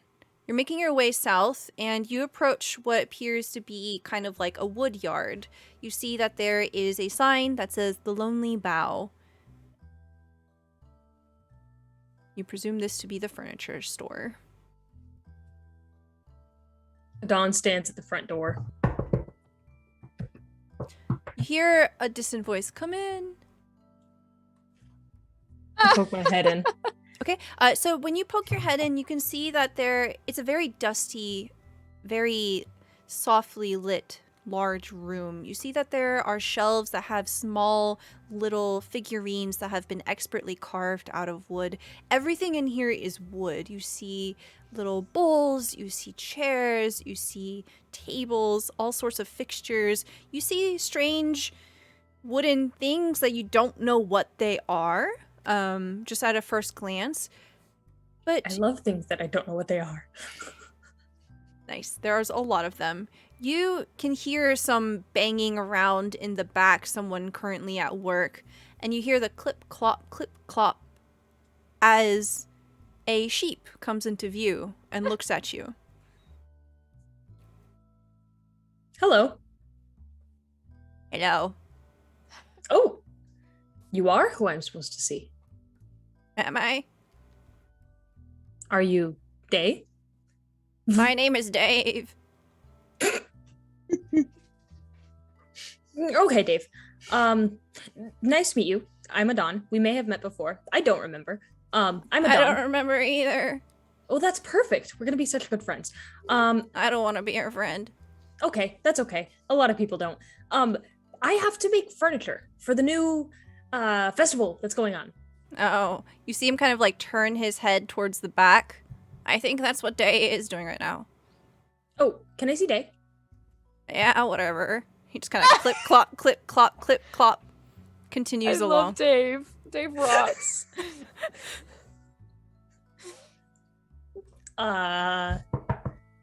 Day? You see from behind a very small chair, a very large person stands up, and you see Day, the Firbolg, and he smiles at you. Hi, Adon. I have met you. Yes. I knew the sheep was wrong. Not the right person. Sheep. Creature. It doesn't matter. So, Day, I'm in Yes. charge of furniture for the anniversary event, the anniversary festival, Mm-hmm. and I need your help because I don't actually know how to build furniture. Oh, well, you see them kind of brush their hands on the front of their leather apron. They put down a tool. You see that there are a number of different tools on a workbench nearby, and they have been meticulously laid out. You can tell that this workshop here has had a lot of care. There is a place for every single thing here. And there's a sort of warmth to everything in this room. Everything is handmade, and it's somehow personal. And as he steps away from this small chair that he's making, he brushes his hands on the aprons and holds a hand out. It would be my pleasure to teach you. Aww. Thank you. His hands are soft and warm, even with all of the calluses, and he's very gentle as he shakes your hand. I leave his hand dirty. Ah! I'm He sorry. doesn't wipe his hand. He just kind of looks at that's it and so smiles. nice. He looks He's around. so nice. Well, where do you want to get started? What do you want to start with? I was thinking it has to be really communal and really kind of make people want to engage with each other. You know, so benches, not chairs, Mm-hmm. tables in circles and not rectangles. Oh, we can do that. Oh, Do you know maybe rectangles. where the venue is going to be? No. Well, I also don't know what the entertainment will be, so I don't know what the stage is going to look like. Nor do I know if we're serving food, so if we even need to have tables to sit at, or if we can just have benches in like an audience style. I don't know any of these things. well, I think it'll be all right if you just make the decision. I think Fiona would support you. You are, after all, one of the founders. Oh god. So where do you want to have the venue? Oh god. Oh god. It can't be underground. I have the perfect place underground, but it can't be underground. Not everyone can fit. Some people are horses. I think by the statues. All right. Yeah. I think that's a great place. Nice open area. We have natural lighting. We could have a space for if anyone wants to go dancing. Dancing. Avalon loves dancing. That'll be perfect. Yeah. All right. Can we make a dance floor? Absolutely. You make whatever you want. Dance floor. Benches. I'm starting to write in my notebook. He looks around a little nervously. Though we might not have enough material here. What do we need? So whenever I need to source more wood, I go ask Calypsa, the dryad. Understood. What and Calypsa what else? tends the tomb of Hecate. Oh. Yeah. I'm sure I could. I'll make it happen. Are you sure? Yes. Do you want me to go with you, or I can ask Dave to go with you? Yeah, Dave and I are friends. All right. Okay. You see him kind of like awkwardly shuffle out, and then he comes back. All right, Dave. Yes, I think he'll go with you. Yeah. Perfect. Okay. Good luck. Thank you. It's okay if you don't want to go. If you get halfway there and you change your mind, just let me know. I can go for you. See a Dawn kind of like straighten up their posture or whatever. They've been very hunched. Mhm. They grow like 4 inches as soon as they stand up straight. And they're like, I can do it. I can get wood. I know you can. You can what? What? All right. So we see Adon kind of make their way out. Avalon. Yeah. Oh god. Waterdeep. Gotta have some strippers in Waterdeep. Find something, right? Okay, Avalon, you kind of have your head in your hands, and when you finally kind of look up, you realize that you're not in the cave anymore. In fact, there is bright sunlight here, where Moontown is perpetually under moonlight, right? So it's kind of a bit of a kick to the face here as you're looking around. You are currently sitting on a bench outside of the Yawning Portal. What the fuck just happened? How powerful am I? I'm gonna have to practice that. Okay. I need to find entertainment. Avalon's gonna look around and just look for a busker. Okay, roll me a perception check. Anyone that is doing anything minutely entertaining, Okay. even if it's bad. Like some guy with a broken banjo on the... I love that you said that, because with a 12 perception, you look over to your left and you see you see someone get stabbed. Someone just starts getting shanked in broad daylight. They take their coin purse and they run away. Oh, Waterdeep. You and your charm. I guess I'll go inside the Yawning Portal. As you go inside, you just hear like a very weak like, "Help me." But I'll be fine. Anyways, you enter into the Yawning Portal, and you see that it is currently bustling with activity. You see this wide, large hole in the very center of the tavern here, and you see that there's a sort of pulley system and a platform that lowers people down into this massive, massive hole. And so many holes this episode, isn't it? yeah. So you see on the stage is currently this pink tiefling. She is wearing this silvery chiffon dress, and it is conveniently layered in certain places so that they are decent, and they are currently singing terribly. Terribly! Even better.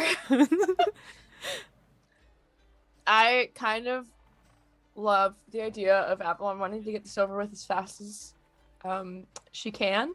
So I imagine Avalon kind of bursts in to the Yawning Portal, but then that tavern environment and kind of like a little break, she's kind of like enjoying it a little bit.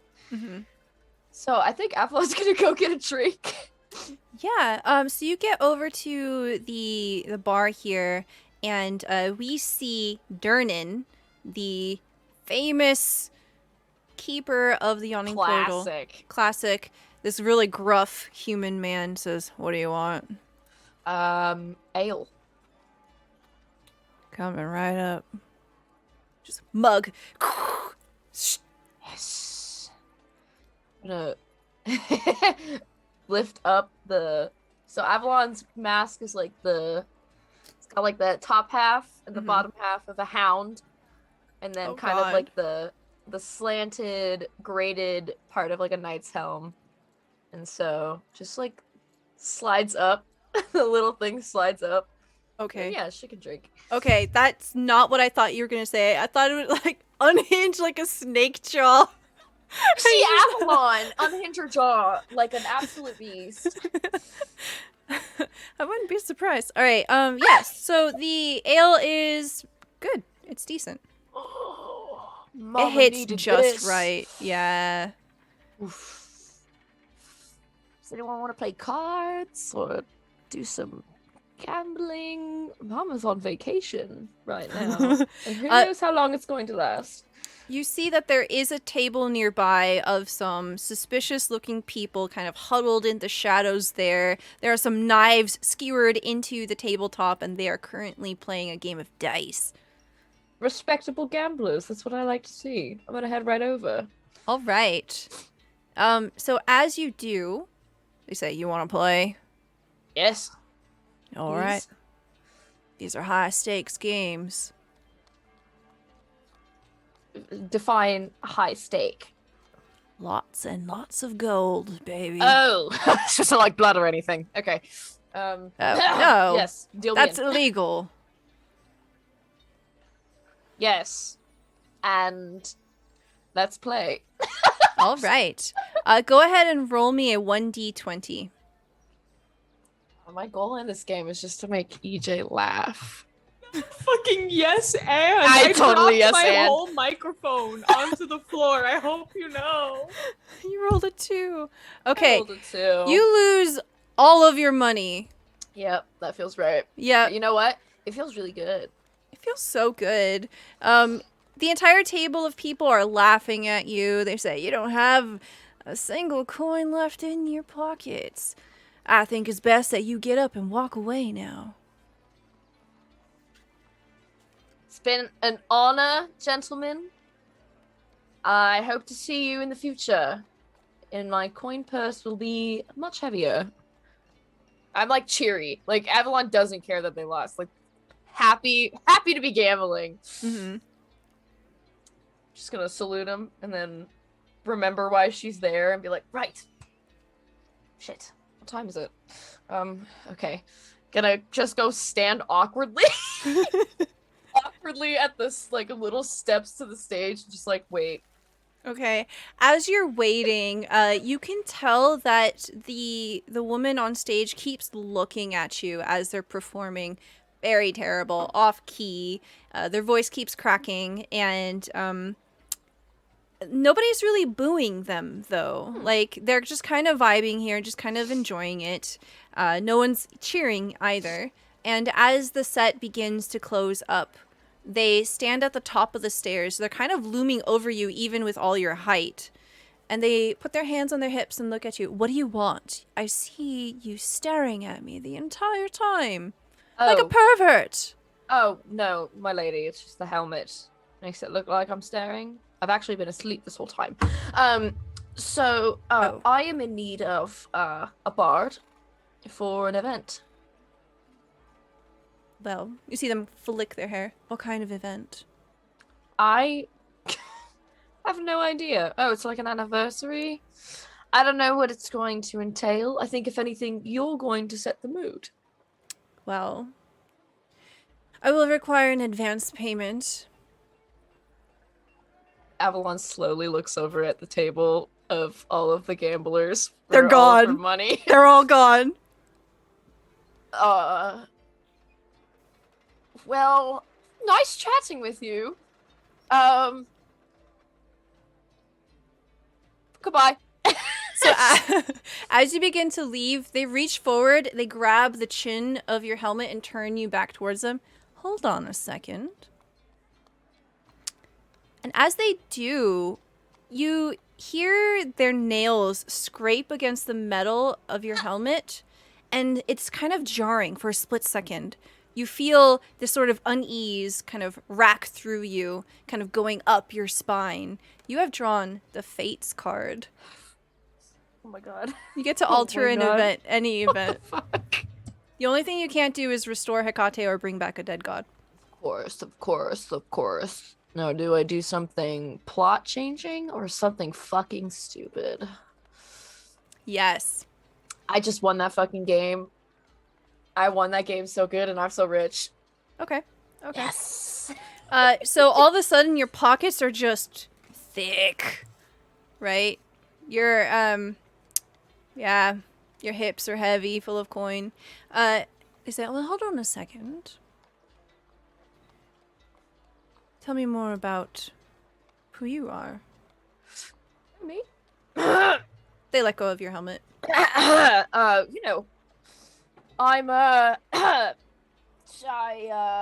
do fight and you know what people do. What people do. Do you wrestle?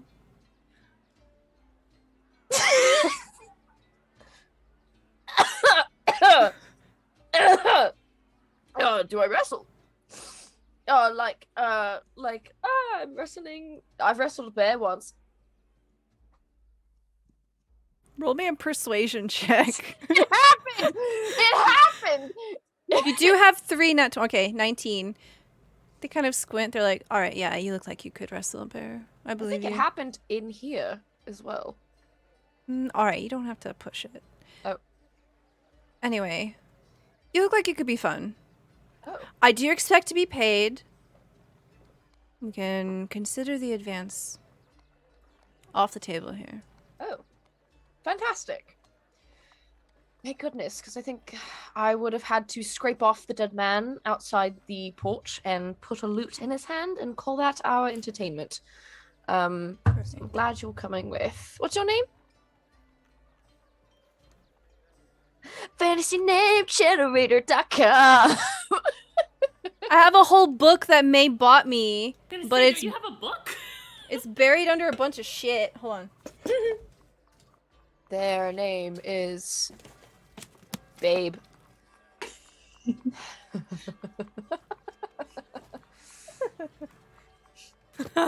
My name is Discordia. Oh, Discordia. Mama don't like that. Great legend. Oh. Discordia, is that a title or any connection to Discord in general? Or? It's just a stage name. Oh, of course. What's your name? Right. Avalon. Is that like your real name or something? Yes. Yes, my lady, it is indeed my real name. Avalon. All right. When are we leaving? Now, I hate to break it to you. I have no idea how I got here. I have no means of returning without walking. Well, most people that walk in here are in the same situation as you. I have a horse. Oh, fantastic. It's like a big one, right? I'm not gonna break it.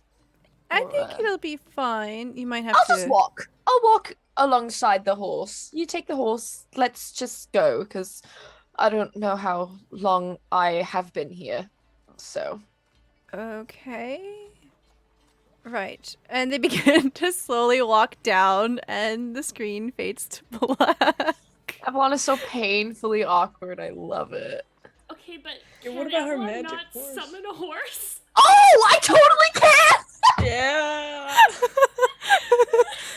Don't you have that big black steed? I have summoned steed. No. So the entire time that you have been walking over towards the small houses here, you have been accompanied by Frost, and Frost is acting weird. Can I get an insight check from you? Sus. 17. Okay. Frost is asking you a lot of questions. A suspicious amount of questions. The most recent one being, so, what's your favorite color? Well, I suppose it depends on my mood. Is something on your mind other than the list of questions you've been asking me? No. See them coldishly toss their head. Oh, look, we've arrived. And we see the camera pan out to see a bunch of very tiny houses. They're kind of stacked next to each other, on top of each other.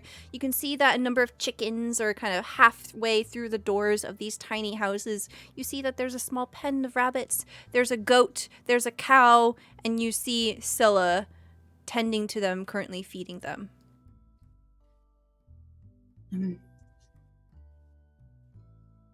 Are you sure you're feeling okay? I'm fine. Why do you ask? You normally have a lot more, I mean, it's in a nice way, more bravado and confidence and less inquisitive. They kind of blink at you. They turn their head towards Scylla, and then, like, chest puffing out, leg kicking forward, they say, Scylla, darling, how's it going? Hey, That's more like it. We need some eggs. I was just like, Hello. Scylla kind of wipes at their forehead. You see that there's like little bits of straw sticking out of their hair. They walk over to you, putting down a pitchfork, and say, "Hello, good day. Need eggs? Eggs and pail of milk. Oh, all right. Gallon of milk? Pail of milk. Which one's bigger? There's a pail right there. I don't have any extra milk laying around. You're gonna have to milk the cow, but I can go gather the Okay. eggs." No, that's fine. I grew up on a farm. Oh, well, all right then. I will be right back. How many eggs do you need? I forgot to ask. All of them, please. Baker's dozen?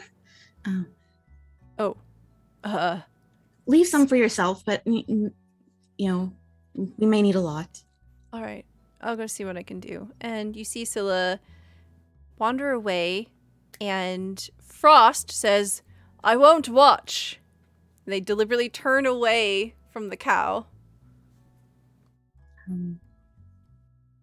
It's just milk. Okay. You don't want to learn, or are you uncomfortable? You don't have to watch. You're not normally this shy. Well, so anyway, yeah, so like pinks, or you kind of rocking more of a more pinks now, right? You were rocking navy a little while ago, but Like dusty pink, some oranges, some purples. I kind of have to restock my wardrobe a little bit. Yes. We need to talk about the menu. Why are we talking about colors? the menu. Roll me a We're talking perception about check. frosting. Or plates? Napkins. Right, napkins. Absolutely imperative. Perception? Yes, Is that what please. Okay. 15. Okay, so you see that there is a floating mage hand near him. You see that he's kind of turned and his body is blocking most of it. You can see that the mage hand is currently writing into the notebook. It had, as you mentioned, the menu. It flips upside down and flips to the back, right? And he kind of turns and the mage hand moves with him. And you can see as it like tilts towards you that it is notes on the menu. And the two of you begin to talk about food and recipes and stuff like that.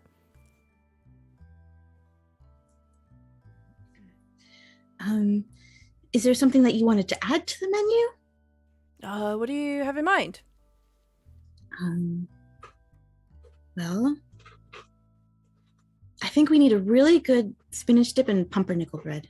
Absolutely. Of course. They'll be the main course. And the pen scribbles furiously. Look, it could be, but that's not really enough for a main course unless you eat all of it. Then you'd be rather full. Appetizer, put it in the appetizer section. Right. You see like appetizer, big arrow, rearranging the information on the page here. Good. And okay, well, we also need to make a menu for the party. So flip and switch and turn around your notebook again. It just flips to the next page. Right. Okay. We need lots of snacks, finger foods. Like little cherry tomatoes with basil and mozzarella and a balsamic dip, kielbasa and cheese, crackers. Yes. We gotta have crackers. Absolutely. So many crackers. Like at least 5 different kinds, if we can. Of course. Anything that you want, Nell. And we need a cake. We need a very big cake. What kind of cake? Cookies and cream. You've got it. But it needs to be in the shape of a gigantic cupcake. Of course. What else would it be? A cake. No. Not this party. No, it's birthday cake. We have to, it's Fiona's birthday. So we also need, I got a cookie cutter, big hexagonal cookies. So we'll need. I'll lend that to the bakery. Sounds good. And it's about then that Cersei comes back and has a basket full of eggs. I've got plenty remaining, so here you go. And they kind of extend it out, and Frost takes a step forward. I've got this. The notebook closes. You see it tuck into this belt that he's wearing, and the Mage Hand takes the basket.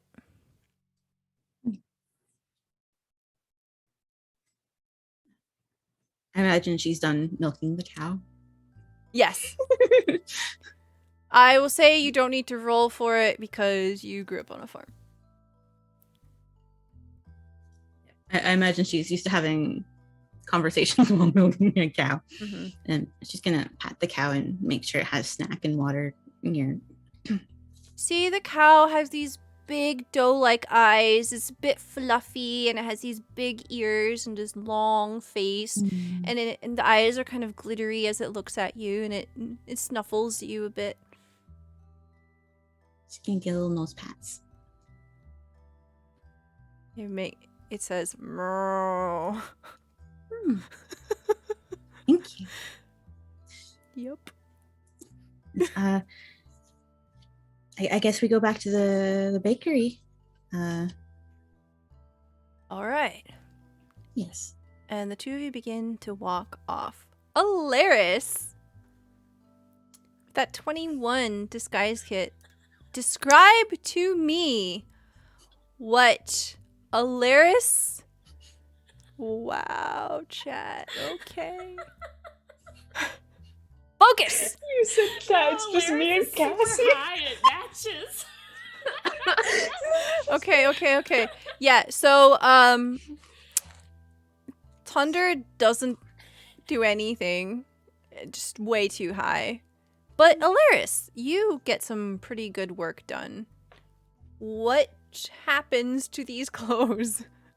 I feel like there's a lot of like half started, half finished, like that mural she painted in the wall way back in the church, not church, I don't know what that was anymore, but anyways, that mural she was painting while Samara was hitting on the other lady that's now bad and their exes. Anyways, that situation. That is the best way to sum up this stream. Yep. She's got a lot of like half embroidered tiny stories on a bunch of different articles of clothing that probably if you put them all together they would make sense, but they're all on separate pieces of clothing for like completely different outfits. All right, I love that. So you have finished half of the outfits here. You see the other half are not completed. Thunder is missing. Oh. What do you want to do? She's gonna call really loudly for Thunder, like so loud, the loudest you've ever heard Alaris speak ever. Yeah, people in the street like come in, they're like, "Did you say something?" But Thunder is not here. Nell from the streets like, did I hear Alaris? Yep. And then I think she giggles, like has a little bit of a laughing fit about other people coming in that aren't Thunder. Mm-hmm. And then she starts looking under the pieces of fabric for Thunder. Thunder is not here. Where's Thunder? She says very quietly to herself. But then she starts picking up the articles of clothing that are not finished. Okay. Go ahead and roll me another disguise kit here at advantage. At advantage, even. Fantastic. Yeah. Boop. Boop. I want to say these stories are a chronicle of their adventures together since being in the mortal plane. Oh, I love that. All the stupid parts and none of the, like, dramatic parts. I love it. You have drawn the comet card. You have defeated the tailoring simulator encounter. You level up. Amazing. While you're super fucking high. So baked. And she's like giggling while she's remembering all of these stupid things. Like the very first one she did was her and Avalon fighting over whether their name was in the path when they first ran into each other. Very first episode. Very good. So by the time that you finish, you, in your meditative frenzy, manage to perfectly like package everything, and everything's all set and it's all good to go. You're done here. What do you want to do? Where do you want to go? She's gonna take one item and she's gonna carry it very, very delicately to the first person from her group she can find, and she's gonna gift it to them. Okay. Excellent. So she's like holding it like up here. Just uncomfortably high. Okay, great. So Adon. Yeah. I need some sad music. Why?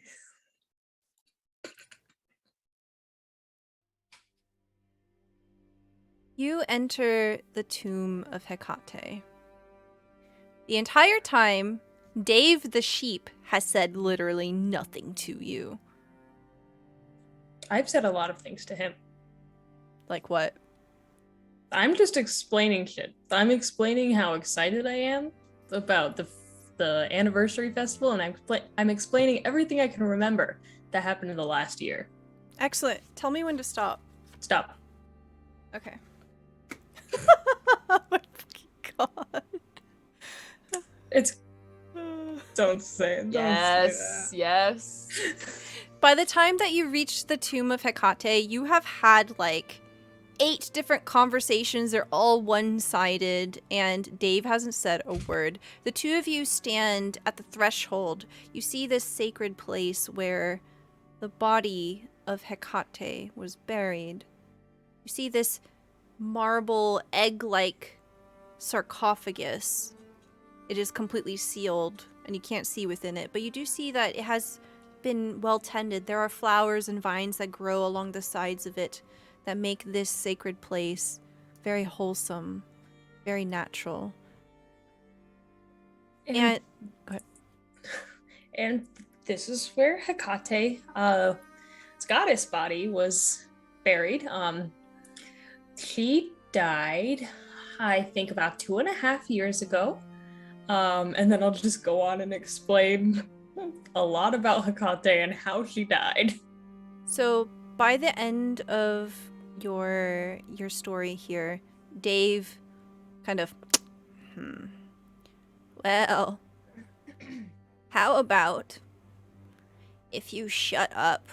I'll do you a favor sometime in the future. Ooh. What kind of favor? And should I shut up now and speak only through writing, or can you read? Well, actually, I'm just gonna walk over here. That way I don't have to listen to you anymore. You have drawn the knight card. Are you fucking kidding me? Dave! Dave the sheep is now deathly loyal to you, question mark? Oh, He secretly loves my stories, God. dude. Perfect. This guy lives for adventure. You can just tell in his cold, dead eyes. So, as he walks away, Calypsa, the dryad, steps forward and says, Adon, how can I help you? Hey, Calypsa. I am looking for wood. All right. For what purpose? How? Where? For the anniversary festival, I am building benches or tables or chairs, or all of them, even a dance floor. Oh, yes. I heard about that. That makes sense. You're coming, right? Of course, of course. Okay.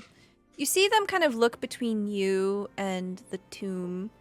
I heard what you were saying to Dave as I was walking up.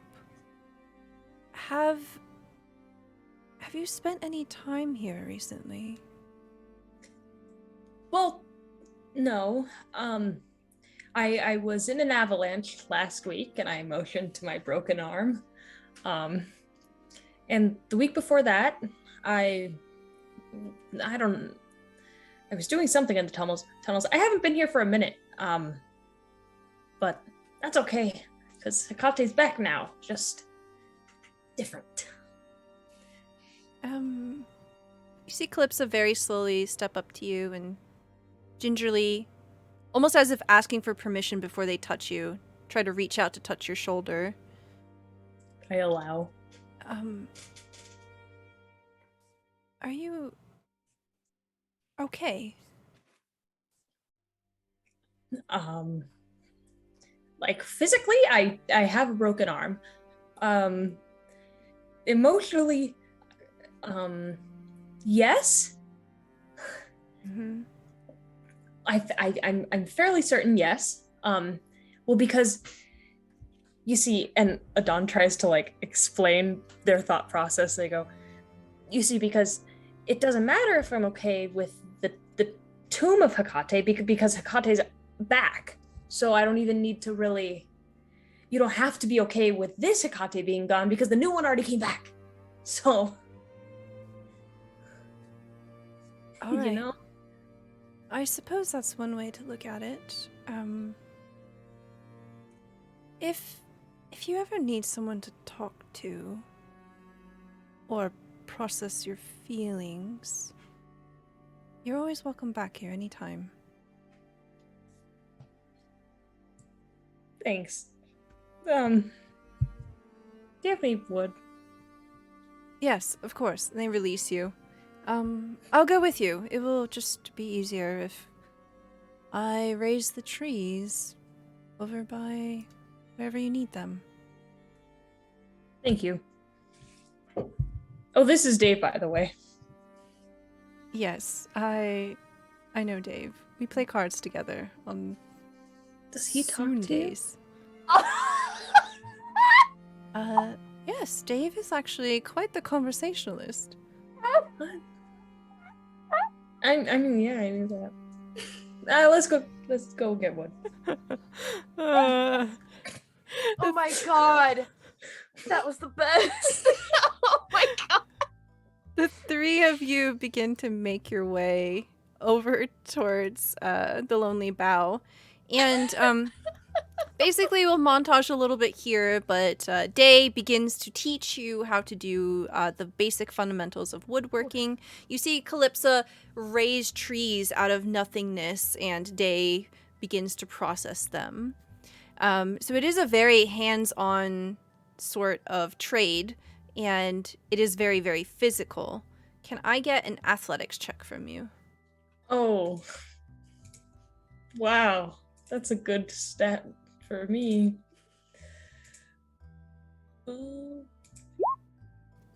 2. Okay, go ahead and roll this at advantage. Thank you. Thank you. 18. Okay, so I'm going to say the way that this plays out is you are kind of struggling. You didn't anticipate perhaps this method. Maybe you had an expectation of going into this differently. Maybe Metal is a lot sturdier. This one burns whenever I try to solder it.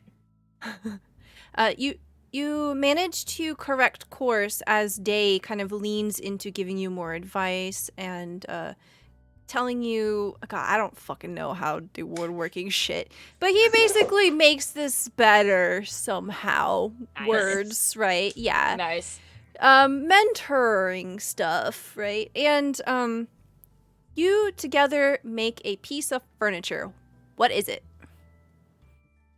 Adon couldn't decide between like a table that's circular or rectangular, nor could they decide between benches or chairs. So it's like a big like oval, like lumpy kind of shape with like a mix of like benches and chairs. I love it. Nice. As the two of you kind of step back from this, Day says, This is beautiful. It's so organic. It's unique. It has like movement. It's like abstract. It's kind of like the entertainment in and of itself.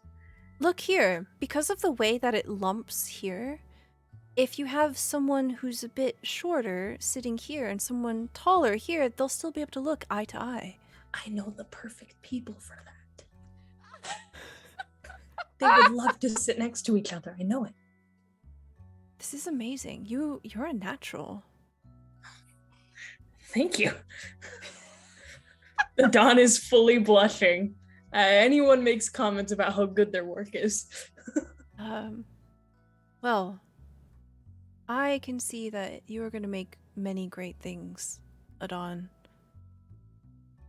Thank you. I appreciate it. And I'll be back because I still need to learn that thing you did with the chair, and I'll be back. Yes, the joints. Jointing. Yeah, that. Joints are a thing in furniture, I think. Yeah, you're welcome back anytime. I'll see you at the festival, right? Yeah, of course. You're going, right? Yes. Yeah. Yeah. That's my seat. And I point to a bench. Ah. Well, if you're all right with this, he, right next to where you point, he takes his little tool and he carves a little curly D. Sorry with you. Maybe this will be my seat. Perfect. Okay. And then you see, like, click, clop. Dave kind of steps into the room, looks at the two of you, and says, I'm clocking out now. Bye. Okay, I'll just put your seat next to mine then. Just hear, like, a beep as they walk out.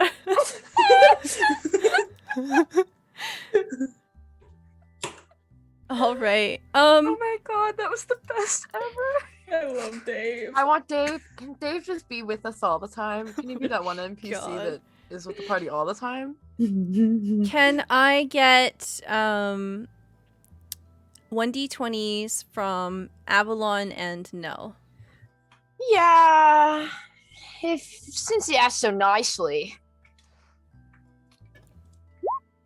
Okay. That's a 7 from Nell and then 16 from Avalon. Okay. Alaris, you are really high and you bump into Nell. Okay, this is perfect. This is exactly who I was hoping to bump into. Oh my god. Alaris has in her hands a very large floppy sun hat. Super large. Embroidered on it is the time that they tricked Avalon into trying to eat the mossy rock. And she looks directly at Nell and her eyes go really wide and she's just like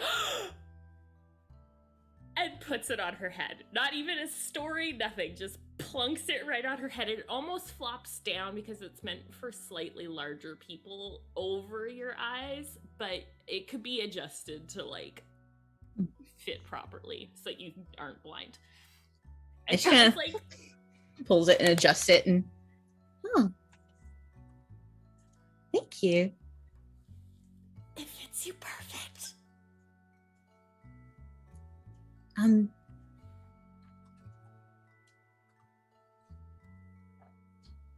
Did you want to go to the bakery or are you still making clothes? Did you make hats for everybody? Or you still got to do that? No, I made so many clothes, but I would love to go to the bakery. Yeah, let's come get snacks. Okay. All right. Oh, hi, Frost. And she like pats him. He's like doing that thing where it's like trying to lean away like a cat. He's like, okay, we're going to the bakery. So as you guys get to the bakery, he takes a portion of the eggs and he's like, all right, Nell, I'll see you later. I'm going to go ahead and get started on those eggs. Yes. Bye, and just like kicks the door open and then just like, no. He's just like, woo, right, and then poof, gone. Is he okay? I don't know. He's been asking a lot of questions. I'm worried about his confidence. I don't think you have to be worried about his confidence. No, if you were, you would be concerned if you just had the adventure with the eggs that I did.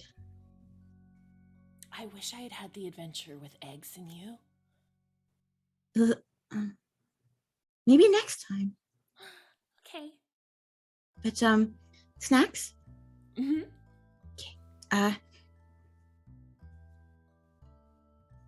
Did he just drop the things and go? So he left eggs for you. Okay. And he left. So now, as you're kind of picking through the basket here and you're like gathering up the eggs, you find that there's something interesting in the bottom of the basket. You have drawn the sun card. Oh. There is a strange coin. It is silver. And it has the etching of a well on it. Ooh. You can add a coin of delving to your inventory. Ooh. She kind of like takes it and looks at it and kind of like puts it in her mouth, like kind of like, A chicken like that? I'll have to ask. Weird. Curious. If the chicken did lay it, maybe it's can be used in some way. Is it a money chicken? Is it a money chicken? Are you okay? I'm so okay. Awesome. I haven't seen you this relaxed in ever. And Alaire starts counting the years since she's been this chill. And just, no. It's been a while. A very long while. You know, one time I got, you know how Hecate, you don't know this actually, Hecate used to like, when I worked for Hecate, she just like this story, you think it's gonna start, never does. Oh no. Nell's oblivious. She's just like, Oh no. I've been in those loops before. Those are the worst. Oh my god. It never starts. You never hear about the story of the one time Alaris did a thing. Oh my god. Nell's along for the journey anyways. She's... Yeah, it's good. That's fantastic. So Avalon, you eventually make your way through the moon door and you enter into Moontown. I'm gonna assume you pulled out your horse. And Yeah, I pulled out my horse. yeah. So Discordia joins you, and as you enter through the portal, they look around, they're like, I did not expect this. Yeah, it's nice, isn't it? It's cozy. Yeah. Huh. Okay. Where do you need me to perform? I'd imagine a stage. Yes. Where's the stage? Oh, oh god, is there a stage? Yeah, there? so like you kind of like wander towards the central plaza, and you see a Dawn there, and the furniture has been set up. Ah, see? Here we are. Welcome. I brought the famous Discordia. She performs in the Yawning Portal and whatnot. Dawn's eyes just go wide. They whisper, they pull like Avalon to the side. I thought you were gonna get dancers. I made a dance floor, not a stage. Well, Can she dance? I don't fucking know. Can I you dance? turn. Can you dance? Yes. Perfect. Oh, then everything's okay. Well, It's a pleasure to meet you, Discordia. My name's Adon. I made the stage, dance floor, stage. yes, this is Adon, the one that I told you about. Right. Hey. If you need any accommodations while you're here, don't talk to me. Talk to Fiona. Don't talk to me. Who's Fiona? The ogre. Okay. Yeah. Yeah. It's You want me to perform here? yes. Yeah. Okay. Mm-hmm. Can I get a drink? Sure. Get whatever you want. Just tell them Avalon sent you and you can have whatever you want. But not like things. Don't like steal things or anything. No, like if you want, like food or Yeah, the tavern's about a 10-minute walk, but if you take the tunnels, it's only 5. Tunnels? Under the ground. Just hop down right here. Oh, I don't like being underground. Then 10 minutes all the way down this street. Right. I'm getting a drink. I will be back later. I assume there will be music and there will be a dance. Goodbye. music. She leaves, and then I turn to Avalon. Did you get music? I didn't get. Do you know how to play an instrument? Do you play an instrument? Do I play an instrument? Hold on, let me. I think I play the pan flute. I'm fairly certain. I'm only land vehicles. I can play the hell out of a wagon. Avalon just like banging on a wagon. Not that either of these lovely people would remember this, but we do have 2 people that we rescued very early in the game, a singer and Yup. Oh Her name's my something else. fucking god! We have What's her Lily name? and Sanger. Lily, that's what it is. They're here in the Moon Door, right? They ended up work coming? at the Crossed Candles Inn. Yeah, fully. Yeah, I love fully. you. Thank you, Dame. Didn't think of that one, did I? I love that you went to freaking Waterdeep when we have entertainers. It was the wish. It was the wish. She couldn't help it. She's too powerful. Now that I think about it, I could have gotten them, couldn't I? Ooh. It's the beer coming Who? back up from Yeah, earlier. sorry. I had some ale. The 2 lovely siren ladies that we rescued. They are singers. I don't remember them, but if you need some water, and I'll offer some water. Why do I need water? What are you talking about? Because you burped in my face and it smelled like ale. Oh, I thought the helmet would catch that. My apologies. It's more of a funnel because of the snout.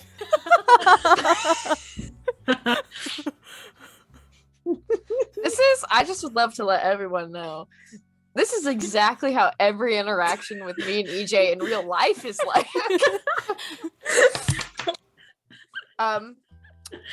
Anyways, where is Luna? Good question. Adon? No. I look around, do I see Luna? Perception check. Oh shit.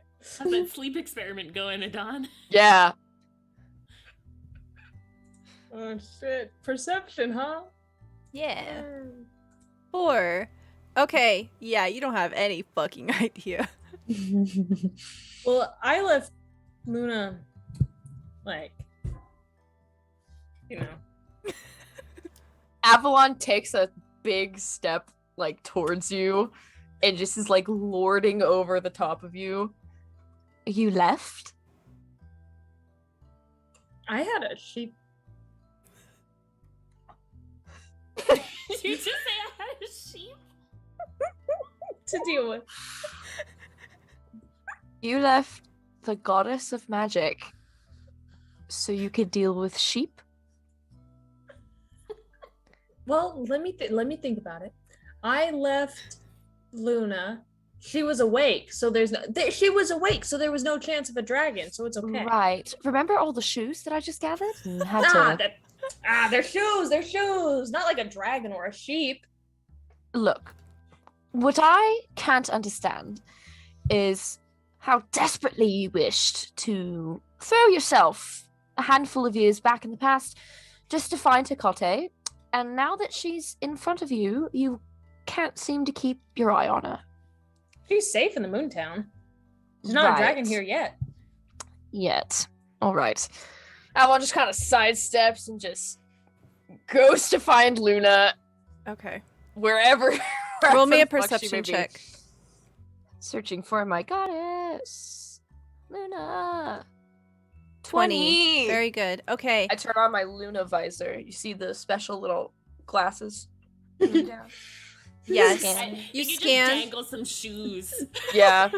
Oh my! I have an extra pair of shoes that I don't need. I hope no one doesn't come and steal them. You turn on Luna Vision, and your eyes lock onto the dusty, dirty path that leads over to what used to be your cave and is now just a glorified storage room. You notice that the door is open.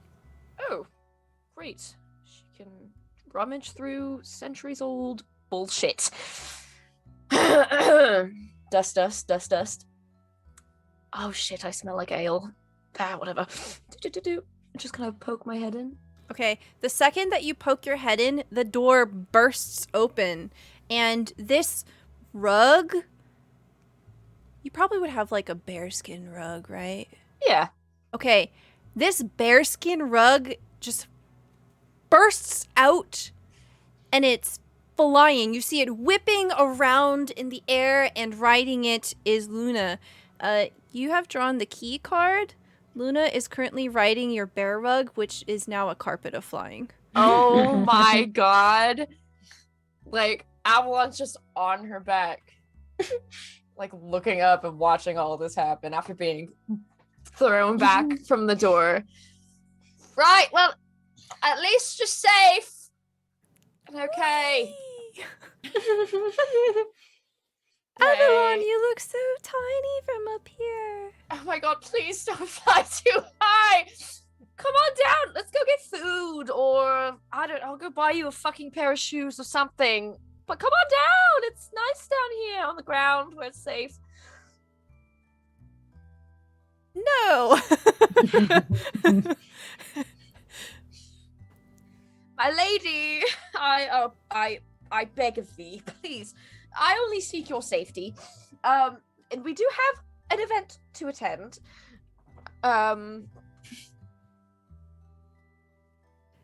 So, Alaris and Nell, Oh you god. you are baking/eating, and some amount of time goes by. Nell, you are a master chef. You absolutely make all of the things that you want to. Alaris, I'm gonna say that you're sitting by the window and you're just munching, right? And Everything Nell makes, Alaris eats at least one or two of. Just like a consistent conveyor belt of food. you see by the You're now snack taster, like the test taster. You just like every little thing. Perfect. you're sitting by the window and you just happen to look over and you see a flying bear rug, and on it is Hecate. Nell, Yes? that's a flying bear. Huh? So not a dragon then? No, it's a bear. Huh. Can I go pet it? I imagine so. You're an adult. You don't need permission. Can you come with me?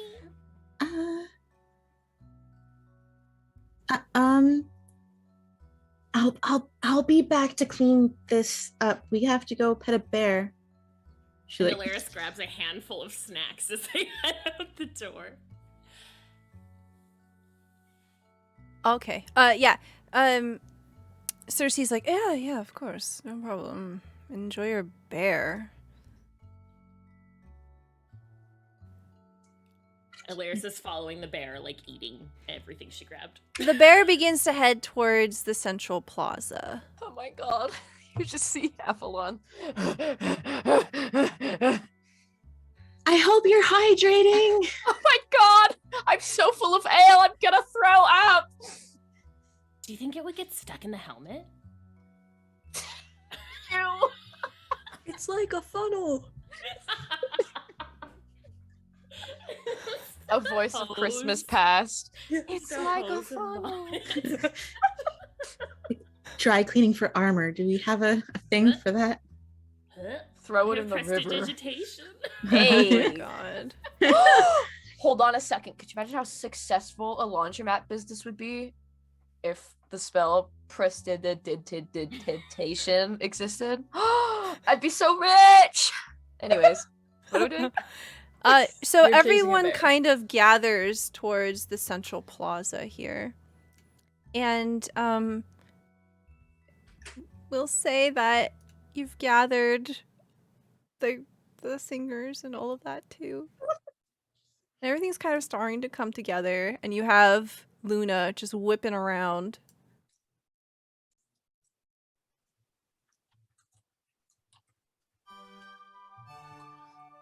Maybe Luna can have sparks. Can you colorful sparks? Alaris casts minor illusion. And there's lots of sparks. Nice. Oh, I didn't actually mean to put that in chat. I just wanted to read it, but We all can read it now. now we can all read Hey it Stella, I together. have a question that's off topic. Does gunpowder exist in this world? Yes. Fireworks. You have a Gunpowder. gun. Okay, Dawn I'm has just a gun. wondering. You've used a gun before. This is it doesn't take regular bullets. This is magic gun. So I don't use real gunpowder. I was just Use wondering for a magic separate reason. gunpowder. Yes. Magic Real C4. gunpowder. So as the group of you are gathering in the central plaza here, you notice something. So you see way up in the sky is Luna here on My lady, a carpet. calm down. And you see that there are some other people here. You see Asna is currently up on the statues. You see Ryla, sister of Matea, and you also see Alan, the champion of merchants. They're kind of just like, the two of them are looking up at Asna, and as Asna sees the group of you coming up, she says, "Finally! I have been dying to get your attention." I can tell you're on the fountain. She's like hanging. Wait, hold on. Where's the relationship tracker? Ah! Who is she obsessed? Secretly Who is with she right fucking now. obsessed with? Half the party, I think. I was Yeah. gonna say, I think everyone. I don't think she's obsessed with Alaris yet. That's weird. I don't think no, but I, Oh. She has 0 hearts with Nell. Oh, it was a dawn. So, you see her arm is slung around the statue of a dawn, and she's just kind of hanging off of it. She says, "It's about time that you showed up." Were you waiting for the festival? Because we're just getting things together still. It's taken a while. We also didn't invite you. we didn't But actually I go have over enough the tables guest for list. everyone. I have clothes for you, Asna. You could cover up a little. She does like this nimble somersault off of the statue here, and she begins to step forward. And as she does, she says, "Adon, I was wondering if you got my present. The one that I left for you?" Yeah, the corpse. Fresh No. just for you. That I kind of lower my voice a little bit so just Asna can hear me. Yeah, she's like That real was- close. That was actually very helpful. Thank you. Listen, I'm resourceful. No, I appreciate it. We have a lot of work right now, and it's hard to keep track of. That was very helpful. Thank you so much. Let me know if I can repay you somehow. Oh. Yeah. I don't like killing indiscriminately, but I mean, if it's a form of like debt repayment, I can I'll do what I think can of a few things. And her arm kind of lifts up, and she just kind of runs it down her hand down your arm. Sorry, this one's broken. Her hand stops on your elbow of your broken arm, and she squeezes it just a little bit.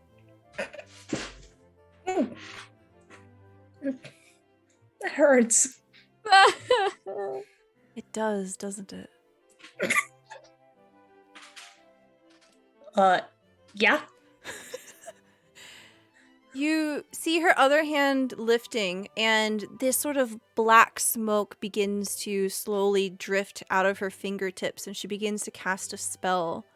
And she casts Cure Wounds, and you're taken to full health here.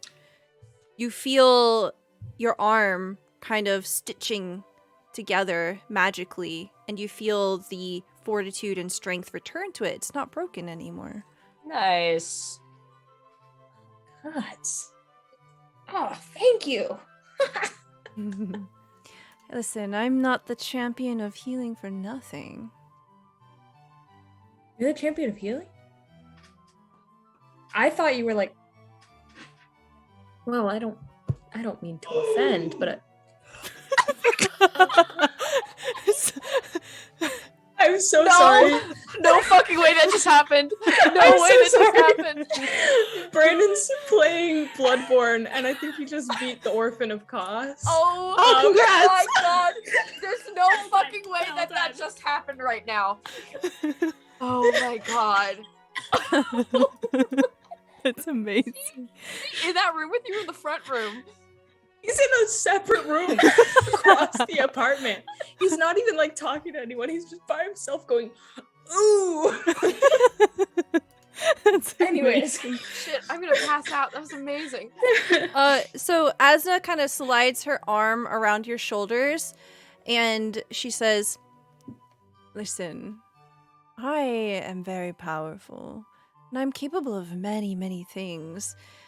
You see, a friendship between us would be most fruitful, don't you think? You've got divinity you've got to gather, and, well, let's say I have very flexible morals. No, I already considered us friends. Sorry. Oh. Is there Her- something? Do we make it official somehow? Being friends? I've got my an God. idea. Oh my god. You see her hand slowly go under your chin, tries to lift it up, and very slowly, you can react however you want, she gives you a kiss on the mouth. I pulled out my helmet. Searching kisses my helmet. She still kisses the helmet. Okay. I'm okay with that. Okay, yeah. She kisses the helmet. Her lips linger a little too long. And as she pulls back, her eyes flick over to Alaris.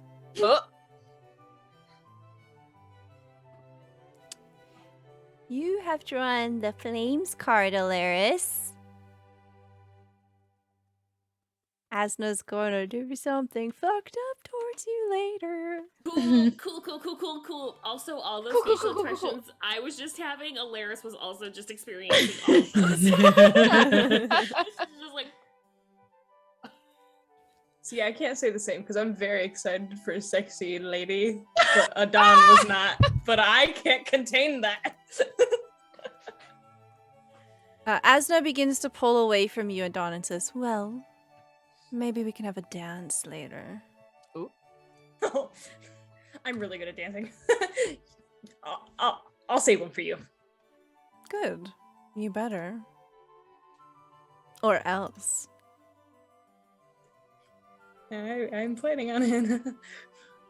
As she walks away, she kind of pats at her hip where she has a dagger just tucked into her belt.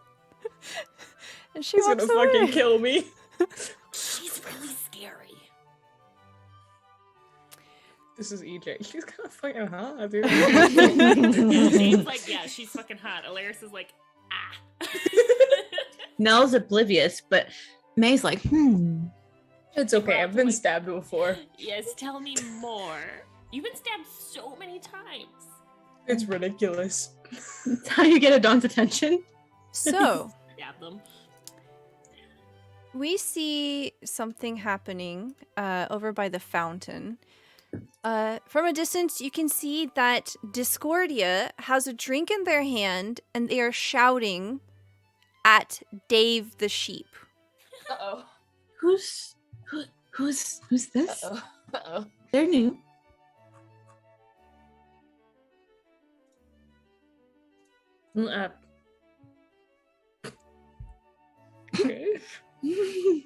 Try that again, Adon. Real words this time. Dave? As you say Dave, Dave all of a sudden whips around and bucks their hind feet and kicks Discordia back. We see in slow motion the drink go flying backwards. And as Discordia hits the ground, you hear a mighty roar. Uh-oh. Oh no, she's the dragon. What could this be? Oh no. Avalon did bring the You dragon see- for entertainment. Fucking goddamn it. You see You did bring the dragon for entertainment. You see the silvery chiffon kind of burst outwards, and it begins to turn kind of leathery and scale-like as their head begins to kind of contort, and you see from the pink skin, white scales begin to sprout, and their body contorts, disfigures before you. They are very mad. And unfortunately, Alaris, you have drawn the skull card. Oh. Boy. So what that means is this encounter is going to be a little harder. And you see Discordia is a little bigger than she should be. The difficulty of this encounter goes up. Alaris isn't Okay. sure if she's hallucinating this or not. She's a little confused. She did just see a flying bear and now a giant dragon. You see Hecate on the flying bears witnessing what's going on below them, and they're like, I think I'm gonna go this way. And in a frenzy, you can see that they are very, very upset here. The massive maw, as the large dragon tries to correct itself onto its feet, you see the tail smashes the founder statues, completely decimating them. And the maw of the dragon snaps towards Dave, and Dave, with amazing dexterity, just kind of bucks out of the way, kicking them in the face one more time, and you see Dave just book it. Dave's starting problems over here. We didn't have a dragon. Okay, look, I might have brought the dragon, but we didn't have a dragon until Dave started throwing a fit. One could argue that she was always a dragon. That's true. As y'all kind of watch Dave clopping away, you hear a "fuck you." I still love Dave. Best. I want Dave to always be here. Always. Always, yes. Unfortunately, we are out of time, so this is where we're going to end our session for tonight. Oh my god. As oh my god. Discordia racks her head around in a stream of ice, crushes over everything, destroying part of the dance floor. You see that the table that Adon had built is completely covered in a sheet of ice now. And terrible things are going to happen next time. Ah, Oh, what a great. guarantee. What a guarantee to hear from your DM, Mhm. honestly. I think we could just calm her down. I'm Yeah. gonna say, hey, Discordia, chill. Hey, girl, you sound so good. Sing us a Yeah. song. Dance with me, maybe. Dance with me? So as the screen fades I to can play the black wagon. here, Sorry. I can play the wagon. I can play a land vehicle. As the screen fades to black here, Adon, I have pulled up the relationship tracker. I need you to pick somebody on your list here. Holy shit. Oh, okay. That's not Asna. Okay. Just anyone? Yeah. I will pick Matea again.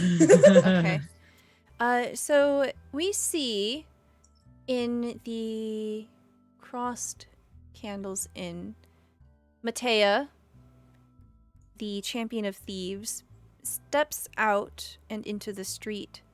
Her head cocks over towards the central plaza where she can hear some noise going on. But she has a look in her eye. She has the sense of opportunity here. And instead of heading that way, she begins to head instead into the broken bow of the Spelljammer And as she disappears into it, the camera hovers and lingers and lingers and lingers. She doesn't come back out. Adon, you have drawn the Donjon card. Oh my god. Something happens to someone you know. They become trapped until the party frees them. Holy shit!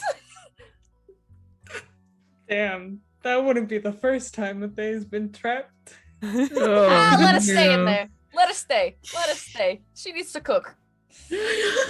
Wow. Needs to cook. Damn, I was this close to picking Calivore too. That would have been rough. You know what? Just to make it a little spicy, you have also drawn the Rogue card. No! Somehow, Matea is going to think that you're responsible for this. Oh my god. Keep Matea's the knife in a little deeper.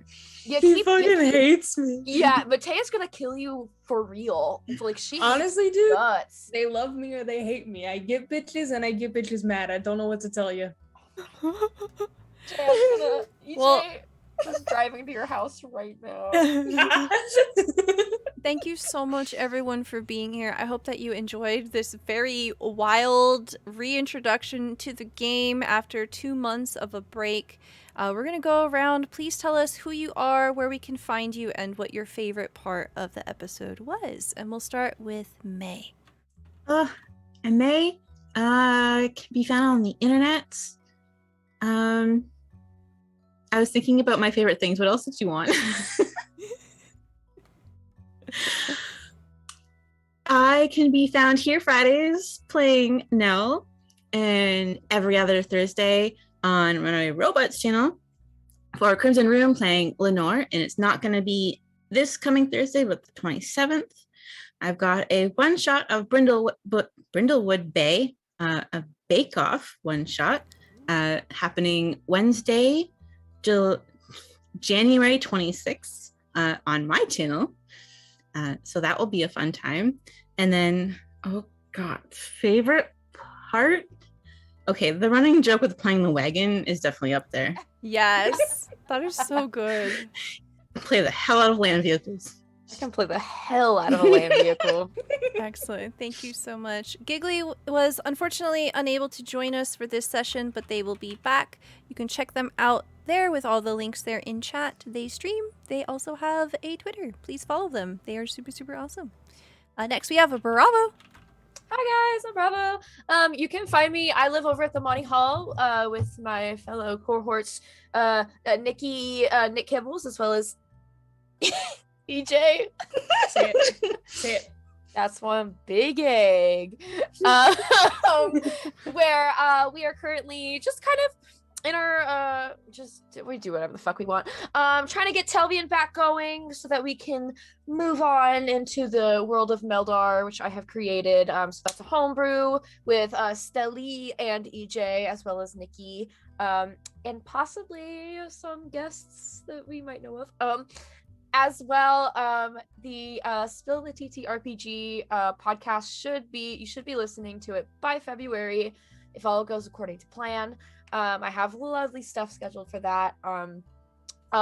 Destiny 2 Witch Queen is coming out February 22nd, so we are planning on running as many raids as we can within one day. That stream is going to be scheduled for some time before Witch Queen comes out, so keep an eye out for that. Other than that, you can find me here on Fridays where I get to hang out with my besties. Yeah, I have Twitter and I post art. What was your favorite part? Oh fuck. Oh god. Dave, just all of Dave. That you, Stella, you're just so good. So good at what I you didn't do. make up Dave. I think it was May's fault. I named Dave. Collab. I came up with You did the sheep. but- Dave. I Dave, like Dave. was amazing. like Dave a I lot. love Dave's personality. I love the Yeah. vibe he brings. I'm gonna bring Dave to work with me mentally every single day. Yeah, Dave was my favorite part for sure. Yeah. Whenever you see a dragon, just go, fuck you. Fuck you. I'm clocking out. I love it. Thank you so much. Next, we have Dame. Hi, I am Dame. You can find me here, obviously, on Friday nights. And then on my own channel, you can find me. I paint miniatures, and I've been playing Phasmophobia with a friend lately. That's Tuesdays and Thursday nights. And then on the internet's Instagram, Twitter, really, TikTok sometimes. That's about it. Other than Dave being the new fave, I don't know. I'm not gonna lie, playing High Alaris was probably my favorite thing ever. Pretty great. Excellent. EJ! Hi everyone, I'm EJ. You can find me on Twitter at Several Big Eggs, and in chat at That's One Big Egg. I live on other people's channels. I live on the Monty Hall sometimes. I live on Stella's channel sometimes. And I have some cool stuff coming up, so follow me on Twitter for updates on that, because I don't know the details yet. And my favorite part of tonight is certainly Asna. I know she's so bad for the party, like, I know that, but I fucking love her. Yes.